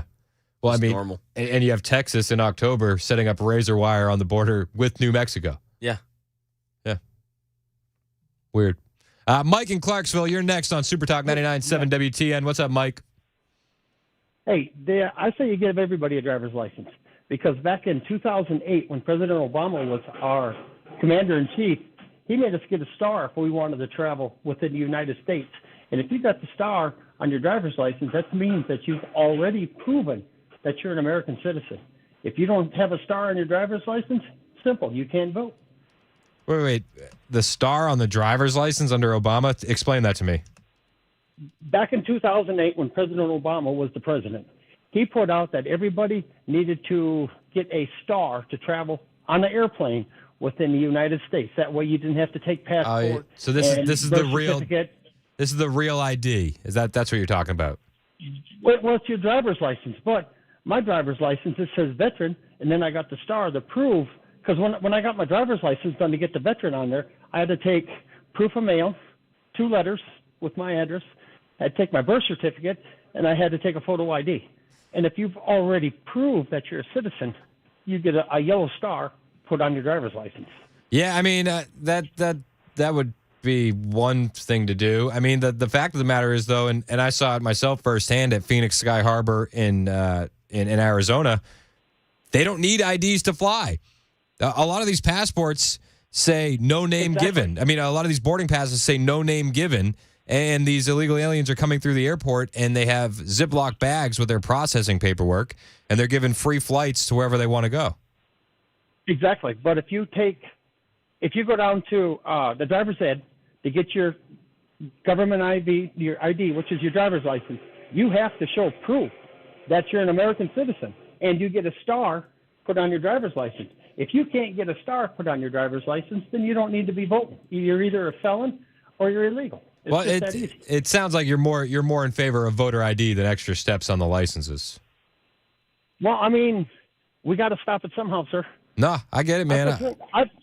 I put 24 years in the military, and everything I've seen in Iraq, Afghanistan, Korea, Kosovo, Macedonia, it's here, and people are just too stupid to figure it out. Yeah, no, I appreciate your service, and I totally get where you're coming from. I just worry that all these extra steps on getting the star on your license is like that's just more steps for Americans, and illegal aliens aren't going to do it anyway. Well, then they can't vote. Yeah. I mean, give them a driver's license. That way they're legal. But I bet you 80% of them don't have car insurance. But in Arizona, so that's one way to do it. In Arizona, what we were talking about is that they have a loophole where you can sign up for a federal ballot where you're not allowed to vote in state and local elections, and you just have to check the box that says you're a U.S. citizen. You don't have to prove it with any paperwork. So I think that closing those loopholes are the first order of business. And that's why they're bringing them in, because they're free votes and they know it. They're free votes. The problem I have with they're free votes and their head counts on the census. Yes, the problem I have with it, sir, I'm retired military, and I'm still getting 110 hours every 2 weeks, and they're taking $750 to $800 out of my check to give back to these people. I got no say where my taxes go. Yeah. Nobody has any say where their taxes go. It's crazy. I appreciate your call, Mike. Thanks so much for listening. Mike said he was a trucker. He listens all the time. Appreciate that. Really do. Randy in Lebanon wants to talk about the border bill. You're next on Super Talk. What's up, Randy? Chris, good morning. I pray for Donald Trump to be reelected in 2024. If he's not, then we are doomed as a country. And I hope that his first act in alignment with Congress is to create a bill that will give every illegal invader, as I call them, not a legal immigrant, but a legal invader, 30 days to deport themselves from the United States in order to get onto a list to come back legally at some point in the future. They would have to self-deport. They would have to offer up fingerprints, DNA, and in order to get back into the United States, they would have to come through an approved checkpoint in order to, at some point in time, apply to become a U.S. citizen or to apply for quote-unquote asylum, because this is it's out of control. We've got 15, 20, 25 million people that have walked across our border, and if they had any type of weapon, they would have been considered illegal invaders, and we would have repelled them at the border with full military source. It's the largest Trojan horse in the United States history. No, I'm totally with you, Randy, and I appreciate the call. It is a Trojan horse. I did get a text here from 9283 talking about New Mexico, which our last caller brought up. Said, I grew up in New Mexico. Anybody who wants to live there needs their head examined. It's a horrible state. Maybe illegals come in there, but they'd probably be moving on to I-40 or I-25 to get out as fast as possible. Well, that's probably why Texas put up the razor wire between El Paso and New Mexico. So I bet you're right. And wasn't their governor the one that wanted to ban the Second Amendment for a public health emergency? Bingo. Yep. Sounds like a communist utopia to me. 1050 on Super Talk 99.7 WTN.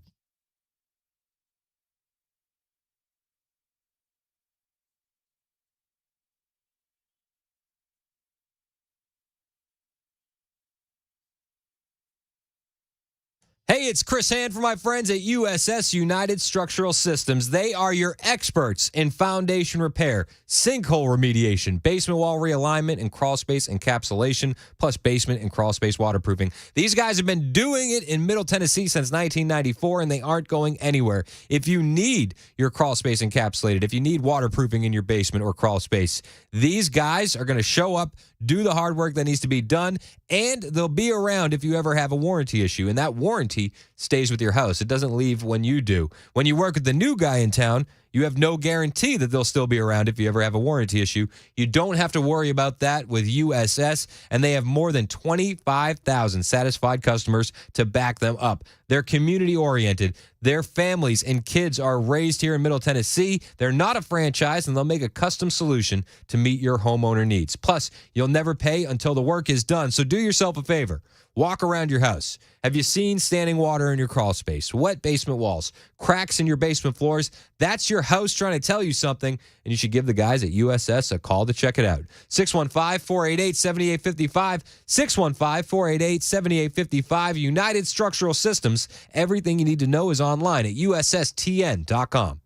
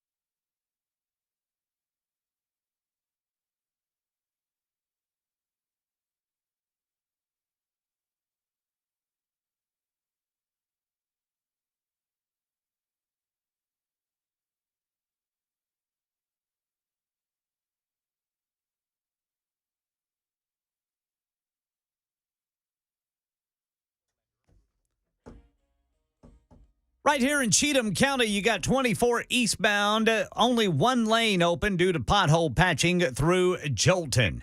Waves of Tennessee resources committed to the southern border. Tennessee's U.S. senators weigh in on that bipartisan immigration bill that they say makes illegal immigration legal. And a Michigan mother awaits for a jury's decision on her alleged role in the mass murder carried out by her son. These stories and more at 11 on Super Talk 99.7 WTN. Thank you, Ken Weaver. It is Super Talk 99.7 WTN. Got a text here from 1517. We've been talking about the border. 1517 says, this border crisis is going to ruin the country. I'm a legal immigrant. I worked so damn hard to move here. I love this country and wanted to be here since I was a kid. It took me about 7 years to do it the legal route, and I'm a permanent resident now. It's wrong that these freeloading scammers can just walk over and they offer nothing to America. You know, I hear this so often from people that are legal immigrants that did it the right way, that they feel like they've been robbed of their time and their money and their effort to get here the right way. And it's just hot garbage.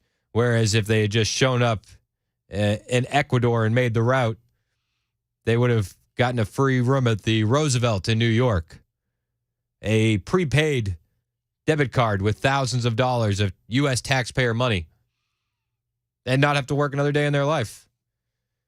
So it doesn't shock me when people hear what Trump says about mass deportations and they go, yeah, I'm all for that. But are you talking about mass deportation? What do you do with the 8 to 10 million people already here? Okay, Dwight Eisenhower, believe it or not, you don't think of him as being a tough president or a great president. He was actually a very good president. He was very strong on deportation because a lot of people were coming into our country illegally.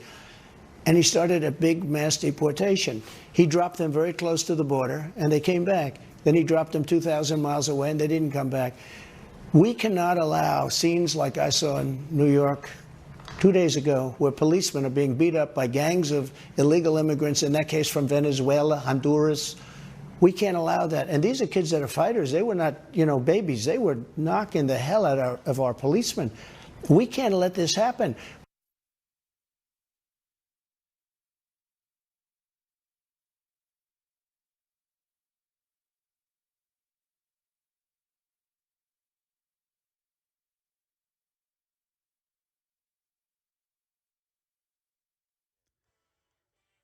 Eleven o'clock on the dot. I'm Ken Weaver with your top stories. Got the full forecast in 2 minutes. And right now in Tennessee, Governor Lee has committed at least 2 more waves of Tennessee National Guard members to the southern border. This will be in support of Texas' efforts to secure it. Tonight, the governor delivers a State of the State address from the State House chambers beginning at 6 o'clock. Meanwhile, in our nation's capital, both Tennessee U.S. senators not in support of a bipartisan border bill. Here's Karen Travers. As Congress gears up to consider the long-awaited bipartisan border and immigration bill negotiated in the Senate, there are critics on the right and left who don't like what they're reading. Some Democrats say the bill is too strict on asylum claims, while some conservatives claim the legislation doesn't go far enough. President Biden, after the text was released, called it, quote, the toughest and fairest set of border reforms in decades. He said he strongly supports the bill and urged Congress to get it to his desk so he can sign it into law immediately. Not likely to happen. Tennessee U.S. Senator Marsha Blackburn says she will not support the deal, calling it making illegal immigration legal. Tennessee U.S. Senator Bill Hagerty says the bill is making illegal immigration legal, and that makes it another magnet for illegal immigration. Meanwhile, House Republicans expected to vote this week on their effort to impeach Homeland Security Secretary Alejandro Mayorkas over the crisis at the southern border. And right now in Pontiac, Michigan, Derek Dennis says a mass school murderer's mother awaits a jury's decision on her alleged role. The jury's deliberating in the involuntary manslaughter trial of Jennifer Crumbley, the mother of the Oxford High School shooter in Michigan who killed 4 students in 2021. Judge Cheryl Matthews instructing jurors to consider only the facts. You must not let sympathy, bias, or prejudice influence your decision. The big question, did Jennifer Crumbley enable her son to commit his rampage by helping to buy the gun that was used or by being negligent, ignoring any warning signs that her son was seriously troubled? Crumbley has pleaded not guilty. It's the first time a parent's been charged in connection to a child carrying out a school shooting. That is the latest news. Weather is next. I'm Ken Weaver, WTN News.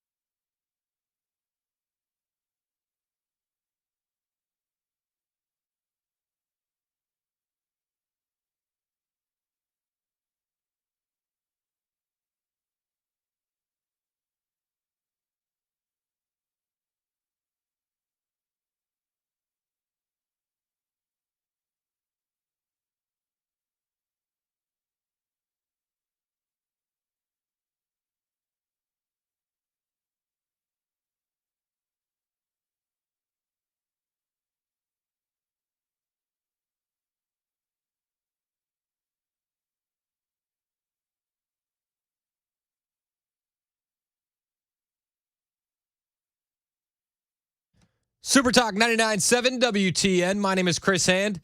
You can find me on Twitter, True Social, Instagram. All of them are the same, at Chris Hand on air. Hit the follow button. I will follow back. Plus, you can take us wherever you go with the iHeartRadio app, the TuneIn app. Podcasts are available on Apple and Spotify. Mac is usually posting those almost in real time.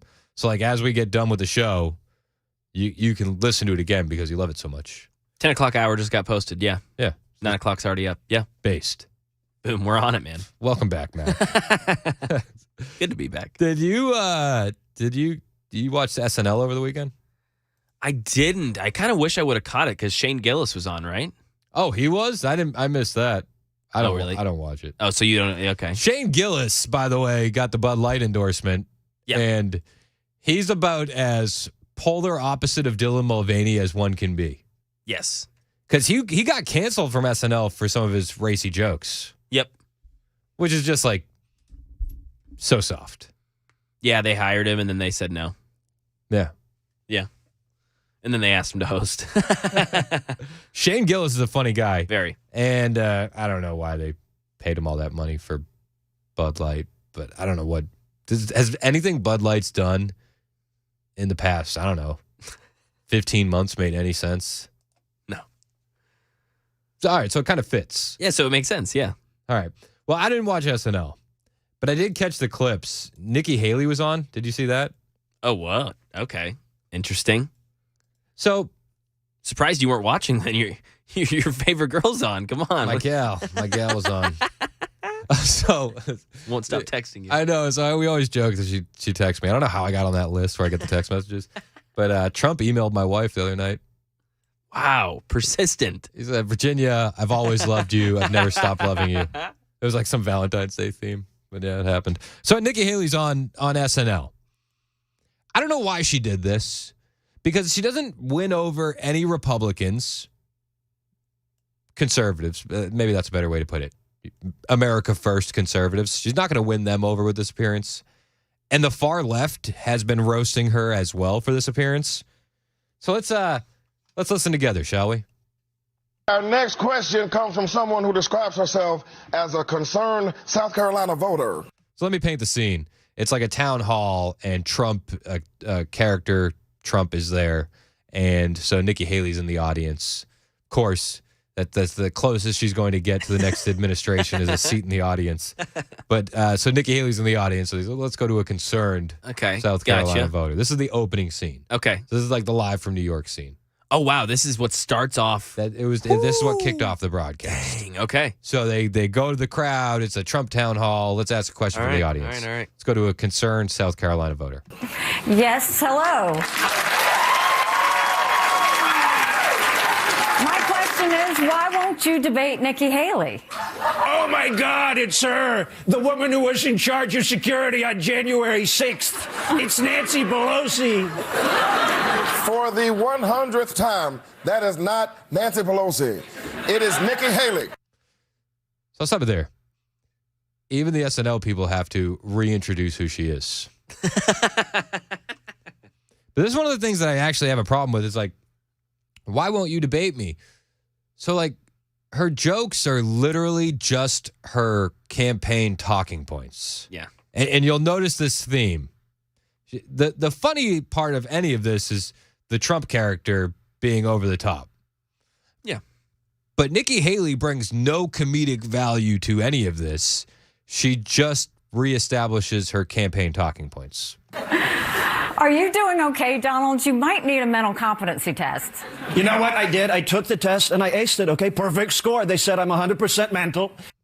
The impersonation of Trump is actually on point. I don't know who this guy is, but all right. And, you know, I'm competent because I'm a man. That's why a woman should never run our economy. Women are terrible with money. In fact, a woman I know recently asked me for $83.3 million. And you've spent $50 million in your own legal fees. Do you need to borrow some money? Oh, Nikki, don't do this, Nikki. So again, her jokes are her talking points. Yeah. Verbatim. No comedic value. Nikki Tiki Tavi. Nikki, don't lose that number. Nikki Haley, Joel Osment. Nikki Haley, Joel Osment, we call her. 6 cents. Remember that one? I see dead people. Yeah, that's what voters will say if they see you and Joe on the ballot. Oh, that's not very nice, Nikki. She's terrible. That was like her first joke. And is it even like apart from what she says on the campaign trail? No. And yeah, there's no timing. None of it.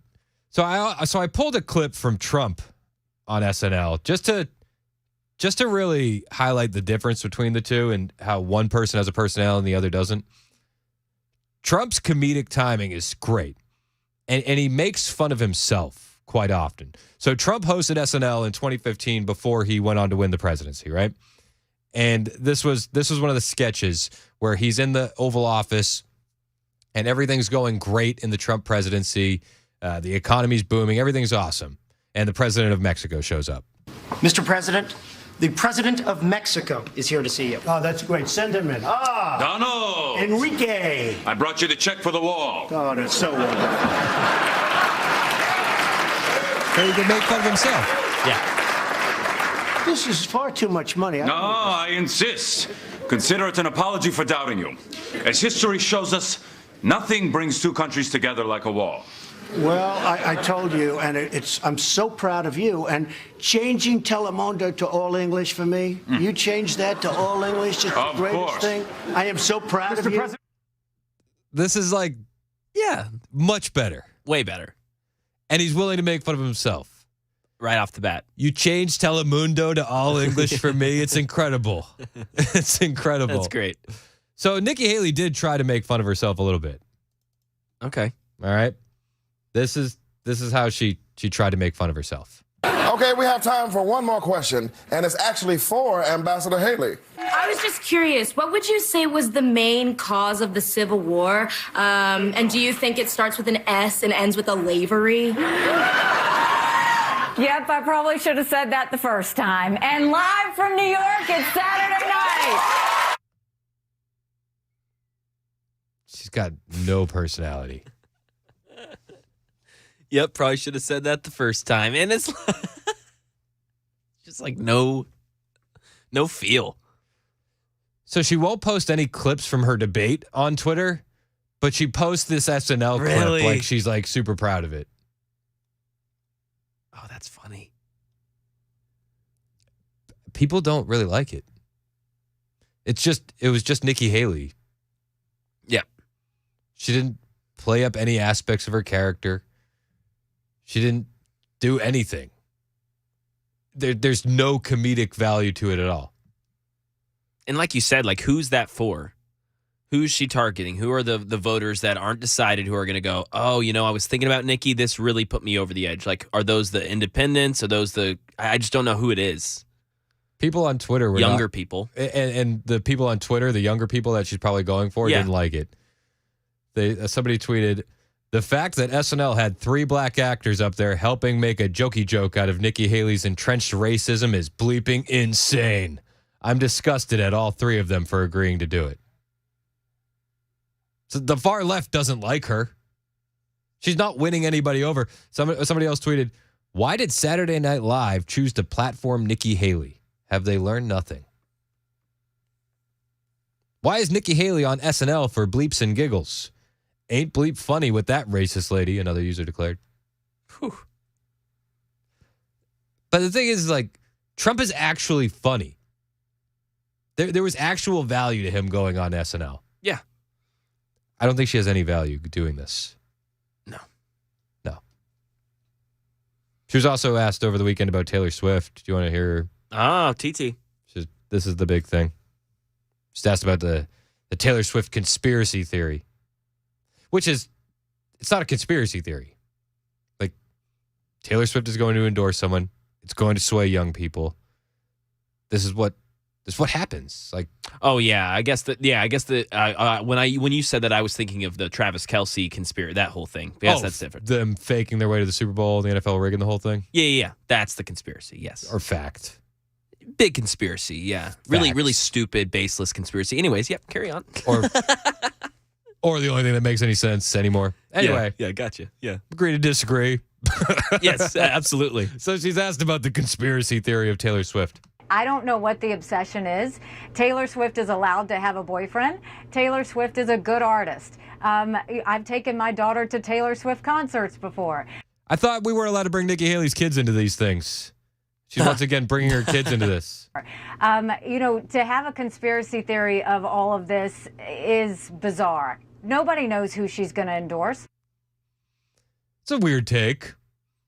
I feel like historically we could probably all know who she's going to endorse. I feel like we could narrow it down. So if it's going to be Trump versus Biden, she accused one of fanning the flames of racism.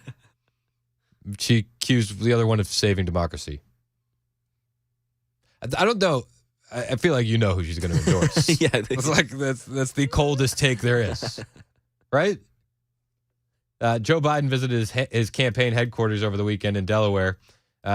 Off to a roaring start. Anyway, thank you. We got a lot to do, and I think you all get along with me.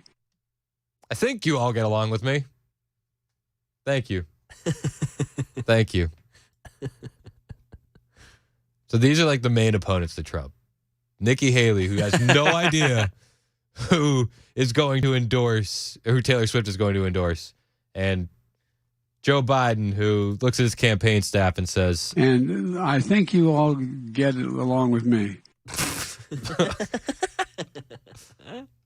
This is who we're up against. Trump doesn't actually think Joe Biden's going to be the nominee. A lot of people feel that way. And Maria Bartiromo asked Trump on his interview over the weekend, does he think Joe Biden's going to make it? Now, you've said you don't even think that's who you're going to face off in November. Is he going to be the nominee? Personally, I don't think so. With all that I'm saying, I don't think. I don't know. I mean, I really don't know. Well, Gavin Newsom's right out of Central Casting. How are you going to do up against Gavin Newsom? I'll tell you what, because he's so much. He wants to say how wonderful it's doing horribly. His state is doing horribly. You look at the homeless problem. You look at the people that are leaving. You have companies that are leaving. They're all leaving for other locations. I think Gavin's easy because California is a disaster. He has been a horrible governor. He's absolutely right. California is a disaster. There was a video going viral over the weekend of a black woman in Oakland, California. She's in a shopping center where everything's gone out of business. Walmart went out of business. The reason people in Oakland are seriously struggling is because there's no jobs. There's no way to get money, to make money, to pay bills. Everything that come here closes down. Dunkin' Donuts came to Oakland. Dunkin' Donuts shut down. Can't make it no more. We have the Starbucks right here. Starbucks gone, closed down, leaving Oakland. Can't make it here no more. We just got this Raising Cane's restaurant over here. They had to close down the inside. Gone. Can't open no more. Almost every business that opens up in Oakland closes. Almost every business that opens up and in Oakland closes. And there's so many different, I shortened that for you, but she's going business by business, and she's in a parking lot, right? So you have office buildings across the street. She's like, empty. They're empty. Starbucks closed. Dunkin' Donuts closed. Walmart closed. Chipotle closed. Just pointing after business after business after business. It's like, how are we supposed to do anything? I think Trump would eat Gavin Newsom for lunch. Personally. I mean, DeSantis ate him for lunch during that debate on CNN. But Maria says, there's more that Trump has to battle. So that's the thing about Trump. It's like he's not just battling the Democrats. He's also going to be battling the media and, of course, the Department of Justice. Bottom line remains, you've got 91 counts, felony counts against you. You've got 4 indictments. You could be in trial this year and you could get convicted. Do you think about that? No, because it's all about courage. You have to have courage for the country. I would have, if I didn't run or if I was in 5th place, I wouldn't have any indictments. I wouldn't have any problem. They went after me from before I even announced because they said we have to do it. So these aren't indictments. These are Biden indictments. How are you going to get through? Washington, D.C. I just get through things, whatever it is. I'm doing this for the country. I didn't need this. I agree with him that he didn't need it. And that's one of the reasons why I like Trump so much. He could have retired. None of this would be happening to him. He's got plenty of money. He could go spend time with his grandkids. I honestly believe the only reason he's doing it is because he loves the country. Because all other conventional wisdom would say, go chill, man. Take a load off. You don't need to deal with this. But still, he persists. It's 11:21 on Super Talk 99.7 WTN.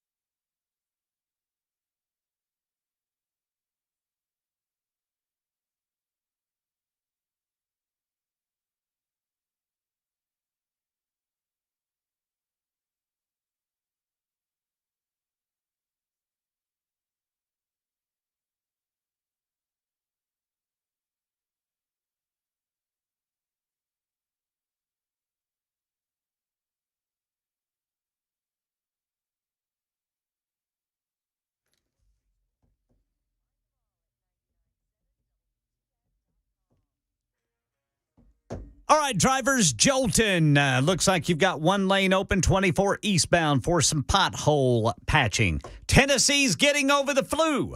More Tennessee resources to the southern border. And a jury in Michigan deliberating the fate of a school mass murderer's mother for her alleged role. These stories and more at 11:30 on Super Talk 99.7 WTN. Thank you, Ken Weaver. It is Super Talk 99.7 WTN. My name is Chris Hand. I'm reading some of your texts about the response to Nikki Haley on SNL. 1349 said, SNL has as much flavor as a bowl of ramen with no flavor packet. 9495 said, so SNL is surging now? Yep. Surging. Yep. 2555 said, at least Nikki Haley's consistent. Her jokes and her campaign are the actual joke. Yep. You know, I was thinking about it, they kind of missed an opportunity, though, in an SNL because whoever did the Trump impersonation was funny. It was good. But the best Trump impersonation is Shane Gillis. It's not even close. Like, if I was listening to audio, like, I would maybe think it's Trump. That's how good Shane is at it. So I don't know why they didn't have him do the Trump. Interesting. And have you seen videos of him teaching people how to do the Trump impersonation? Yeah, dude. He does the hands. He does it all. It's so good. He activates his hands. Yeah, he does activate. You have to activate the hands. It's the thing. 1509 said the Nikki Haley on SNL was cringe, or 5602 said cringeworthy, awful. Yep. 1509 said she just bowed to the liberal media and woke. Yeah, I think so. Again, I just don't see the advantage for her. What did she think was going to happen? What is she going to get out of that? Yeah. And the thing that blows my mind is their social media people thought this was a win. They won't post any of because even at the debates, you can dislike Nikki Haley, and I do. There's clippable moments for sure where you can take what she had and package it down to a 30-second clip from those debates, and they didn't do any of that. But they'll post this 3-minute cringeworthy video from SNL and celebrate that like a huge W. That shows her saying the same thing she says on her campaign trail and shows her being unrelatable and stiff. Yeah. Weird. Kamala Harris would be funnier on SNL. Well, we'd laugh at her real easy, yeah. Fair. But honestly, you're right. I think she'd even be less stiff. Yeah, Nikki Haley, even holding the microphone, she looked like she was in a choir. Gosh, that's cringy. Yeah. Yep. Wendy said, "Are you kidding, Maury? Gillis was famously canceled from SNL. He wouldn't be on there." Well, Wendy. Wendy. If you're keeping score at home, wasn't Shane hosting that night? I believe Shane Gillis was hosting, yeah. Yeah. So, 6282 texted and said, SNL equals sorry, Nikki, lame. Hey, that's pretty good. Bingo. 2862 said, I thought Frank Caliendo was the best Trump impersonation. Okay, I'll listen to that one. I may have heard it. Frank Caliendo is the best Madden impersonation. And I feel like his John Madden sounds a lot like his Trump. Gosh, yes. Yeah, his Trump's good, but you're right. It is a little too close to his Madden. Yes, Frank's great. I like Frank. Frank's really good at every impersonation, so that's fair. Also, I think we can settle the debate once and for all. Mad TV is infinitely better than SNL. Yeah. Hot take. Well, in its heyday, yeah. Is that a hot take? I think in its heyday, I don't think so. But probably overall, yes. And they could not put Mad TV on the air today with the same cast of characters. No. Like, Shane Gillis got canceled from SNL for racially insensitive jokes. And Mad TV was literally built on racially insensitive jokes. Oh, 2799 said Shane Gillis in 2 weeks. Oh, Gillis last in week. 2 weeks. Okay, yeah. See, that shows you how much I'm paying attention to SNL. Yeah. I just saw Shane Gillis. I was like, oh, Shane Gillis. Okay, so yeah, in 2 weeks. That makes sense. That makes sense. Yep. Our friend Ron texted and he said, Nikki Haley's jokes sort of fit in with SNL. The show hasn't had much humor in years. Yep. Used to be awesome. There was a good time. There was a good period there for SNL. Yeah, even when I was growing up, it was good. Obviously, 80s, 90s, it had its time. There was a time with Adam Sandler, Dana Carvey, Mike Myers, Phil Hartman. Yeah. That was probably the best cast. I mean, shoot, man. Name some of the best comedians ever. Back in the 80s and 90s, they were going through SNL. Yeah, it's just not that way. No. Now it's just woke, virtue signaling comedians. And Nikki Haley. Nikki Haley may be the best comedian on the show last night. All right. Wendy said, Murray, you dum-dum. Thanks, Wendy. Wendy on the super text line constantly butchers Mac's name. Yeah. And it's like an inside troll. Oh, for sure. We don't allude to it much, but no, we appreciate it, Wendy. No, I really do. She never uses the same one twice. It's always something just a little bit different. Yep. It's great. Mark Murphy, Max Murray. I heard Mark Morley one time. Mark Morley was a big one, yeah. That was a good one. It was a good one, Wendy. That was a good one. We appreciate it. My wife says that your name and Matt Murphy's name are too similar. Well, talk to Murphy, man. You were here first? I wasn't, though. He got here before. I'll talk to Murphy. We have to do a name change. That's like old school radio. It's like, we're changing your name. Yeah, we're changing your name, bro. We're changing your name. It doesn't work. The best 3425 said the best cast in SNL history was the 70s. Bill Murray, Dan Aykroyd, John Belushi, Gilda Radner. The best part about the 70s the 70s SNL is you can replay it today and just rewrite all the Jimmy Carter inflation jokes for Joe Biden. It's 11:30 on Super Talk 99.7 WTN.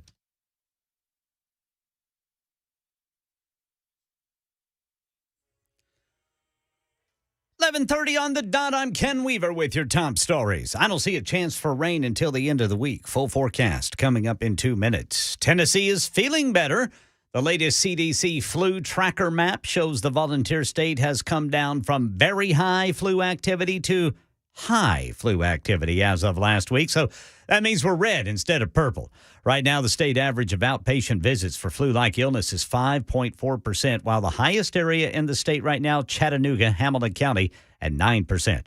Governor Lee committing at least 2 more waves of Tennessee National Guard members to support Texas' efforts to secure the southern border. Meanwhile, Tennessee is a remarkable place. Lee posted a preview of tonight's State of the State address, which he will deliver starting at 6 o'clock tonight from the State House chambers.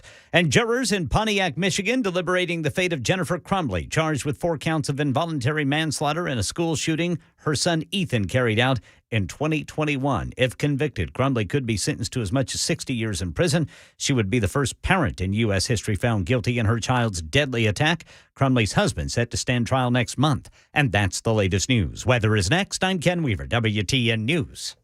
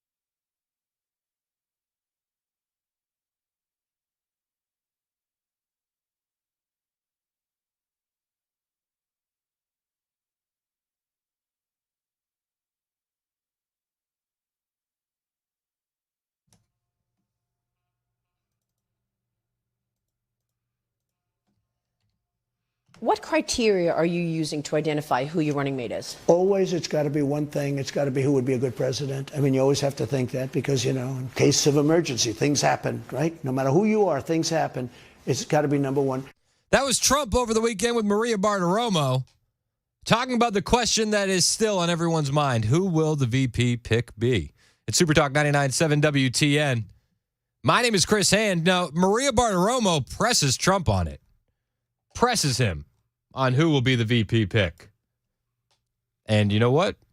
Trump brings up Tim Scott. I called Tim Scott this because a lot of people like Tim Scott. I called him and I said, you're a much better candidate for me than you are for yourself. When I watched him, he was fine. He was good, but he was very low-key, et cetera, et cetera. I watched him in the last week defending me and sticking up for me and fighting for me. I said, you're a much better person for me than you are for yourself.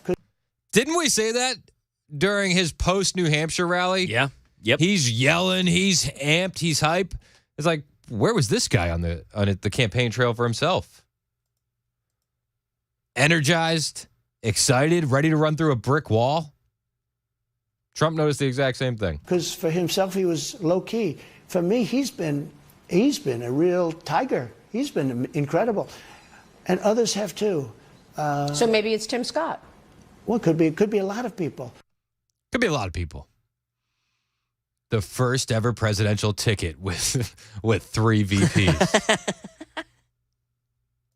I mean, I think Tim Scott is Dan Mandis's choice for VP. Okay. He's been a Tim Scott fan for a while. He likes Tim. I don't dislike Tim. But he's not my fave. 615-737-9986. What do you think about it? I mean, he continues. He really has a lot of nice things to say about Tim Scott. But it was interesting. I was watching Tim. I've been watching, for a while. I watched him campaign as a candidate. But I watched him over the last 2 weeks. As you know, he endorsed me, fully endorsed me, gave me a beautiful endorsement. And he has been really strong in terms of that. No, but that has nothing to do. I don't want anybody to take even any inference. But it's incredible. It's incredible, he says. Brenton Winchester, your thoughts on VP, man. Who do you think? Sarah Huckabee Sanders has to be relatable to all women. I love Carrie Lake. I love Noam, but they're, kind of hot and kind of firebrands like Trump. You go over to her house, she'll cook you some muffins, give you some coffee, and explain to you what's what. She'll cook some muffins, make you some coffee, and also say, I'm not going to allow China to buy any more farmland. Exactly. Yeah, no, I think Sarah Huckabee Sanders would be a great VP pick, Brent. Thanks for the call. Brent also brought up Kristi Noem. In this interview, Trump didn't bring up Sarah Huckabee Sanders. That doesn't mean anything, but he did actually bring up Kristi Noem. Kristi Noem has been incredible fighting for me. She said, I'd never run against him because I can't beat him. That was a very nice thing to say. It's a very nice thing to say. Kristi Noem actually is a fireball. She was talking over the weekend on Biden's motivations on the border and his actions on the border. And I love what she said here I think she was with Maria Bartiromo as well. What is his motivation for allowing all of these illegals to come into America and give them prepaid credit cards and housing and health care and all the rest? He's weak, and somebody's running the White House. I don't believe it's Joe Biden. He's never been this extreme. This is an extreme remaking of America, and it is a socialist, communist agenda. I think that they've so infiltrated the Democrat Party that it's no longer the Democrat Party of 20 years ago. It's now a socialist party that does not want a strong America. No, and I think she's absolutely right, especially on the part about the remaking of the Democrat Party. If you think about it in terms of a classical liberal, 20 years ago, classical liberals were pro-free speech, anti-war. They're none of those things today. The Democrats are very pro-war and very anti-free speech, as we've seen throughout the Biden administration with the censoring of social media and big tech and not allowing people to promote conspiracy theories like the vaccine doesn't work as advertised. That's your Democrat Party today. I think there's a lot of truth in her statement there that the Democrat Party's been taken over. And it kind of makes sense why Trump would bring up Kristi Noem. I think Kristi Noem would be a great choice. I do agree with Brent in Winchester. I think Sarah Huckabee Sanders is a better choice. But Trump, when he's talking about Kristi Noem, he's also asked about RFK. Kristi Noem has been incredible fighting for me. She said, I'd never run against him because I can't beat him. That was a very nice thing to say. What was the story that your team reached out to RFK Jr.? It's a false story, no. It's a false story. You never reached out to RFK Jr.? I like him a lot. Nope, never happened.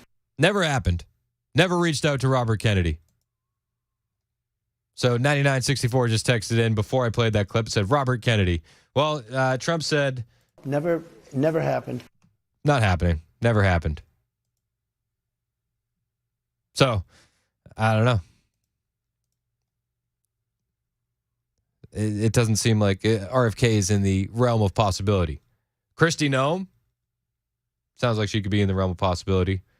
Tim Scott. I mean, he had a lot of nice things to say about Tim Scott. I personally would like Sarah Huckabee Sanders. I think she's a better choice than both of them. And I think for a lot of the reasons why Brent and Winchester brought up. Very relatable. She's a mom. She's got good, political instincts. I don't think she would overshadow Trump. I think she's used to all the battles that she would be dealing with. Great press secretary. I would love Sarah Huckabee Sanders. Plus, with what she's doing and showing with the bills that she's putting forward in her own state, banning China from buying farmland, she's really out in front in a lot of areas.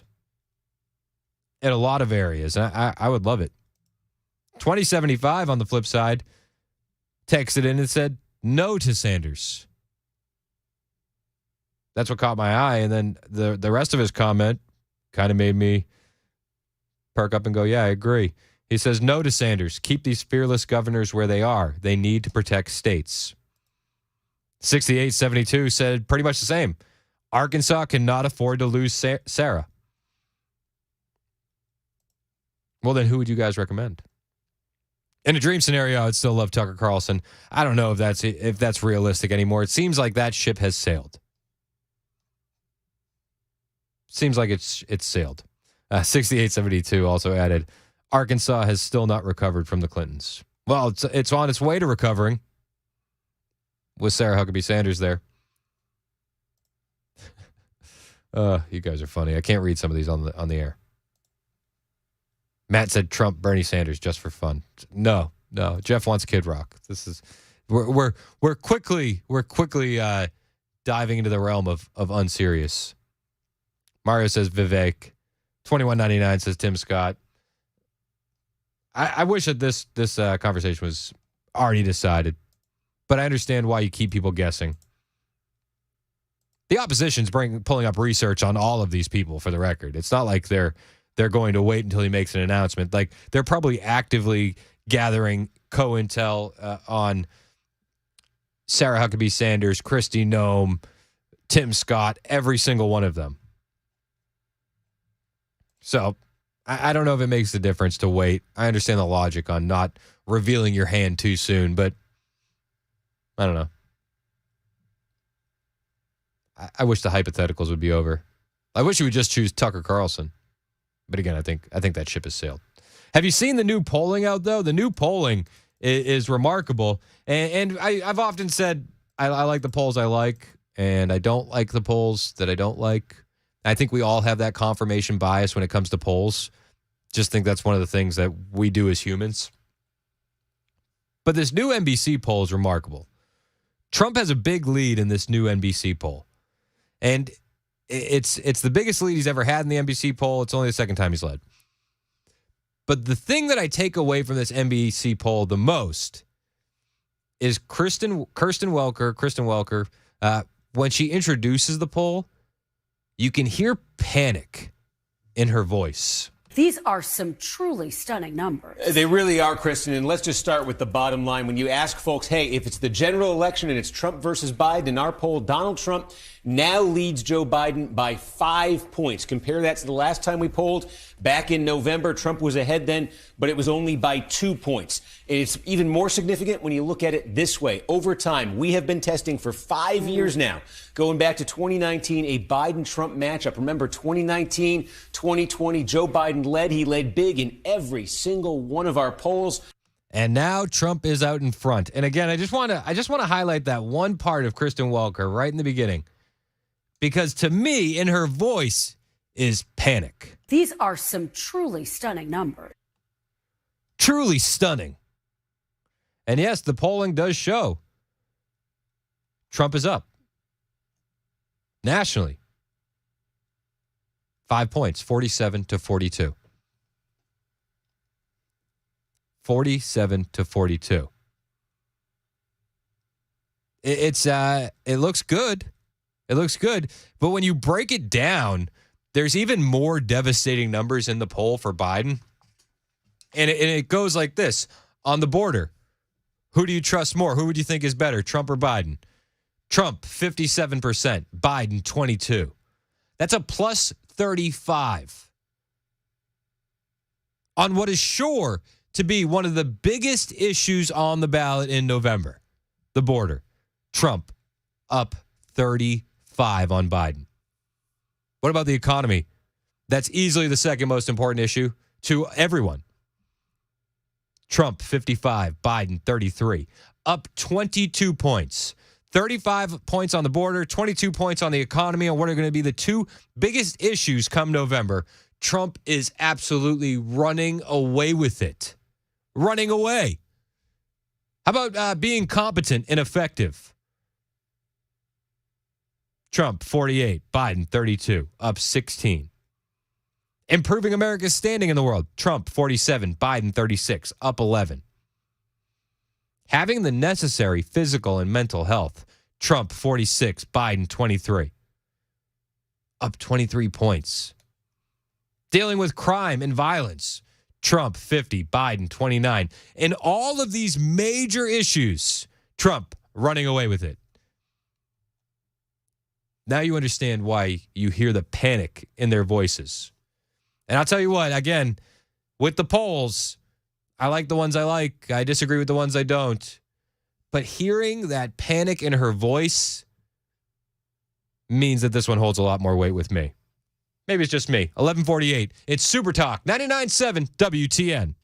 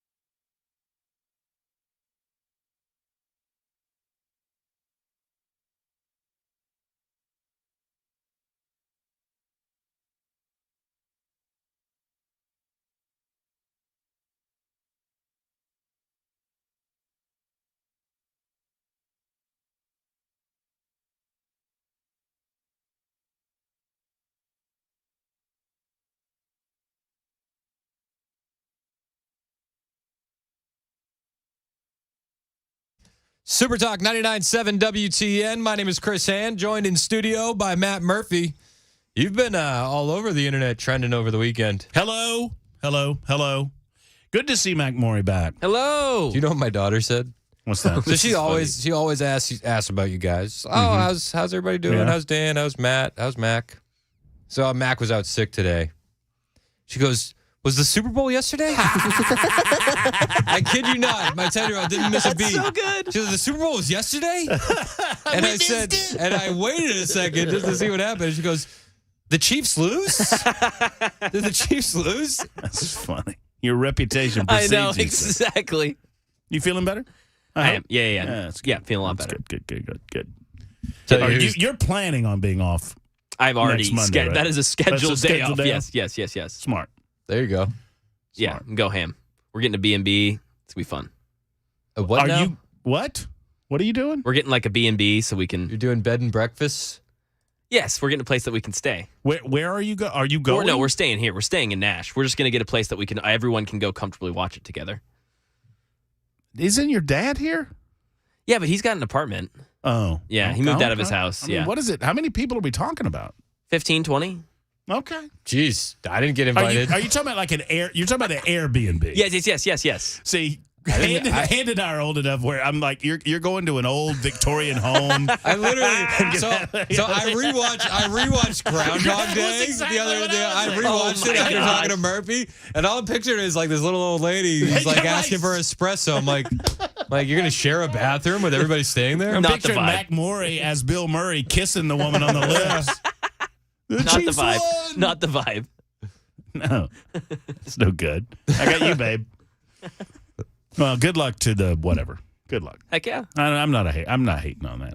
I don't even care. I don't either. I don't even care. But I think that's the appropriate. Win, loser, draw. Max off Monday. All right. We'll save the song for Tuesday, I guess. Oh my. No song. I bet there's some good 49ers songs out there. That I would hope. I would hope something came out of the Montana era.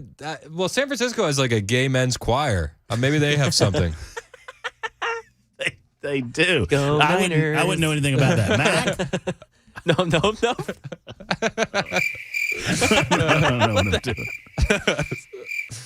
Anyway, yeah, so Mac missed we had a lively little discussion with Heidi Campbell. Yeah. Regarding school choice in the state of Tennessee. That was fun.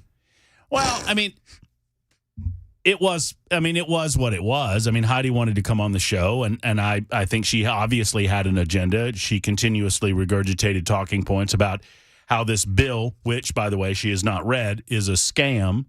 And she referred to Arizona, which, by the way, I hear is going fairly well. It really wasn't even about the legislation, because as you and I were talking about a minute ago, I've yet to read the bill. I just ask my politicians to wait and see what the legislation is that they're talking about before they file a repeal against it, which she pre-filed. She's pre-filed a repeal of a bill that has yet to be presented. Yeah, and it's stupid. When I almost moved to Arizona, I looked at a lot of that school choice stuff that they have there. It's not bad. Like, you can say it increases the price, but if it increases tuition by, well, I don't know, $2,000, but the bill gives you $7,000 for funds, right? The parents are still paying less. I just want parents to have all the tools in their toolbox to get the best education for their children possible. That's Amen. all. I think that's easy. Anyway, so we'll talk about that today, and Andy Ogle's coming up to talk about immigration. Sorry, I didn't give you a heads on the.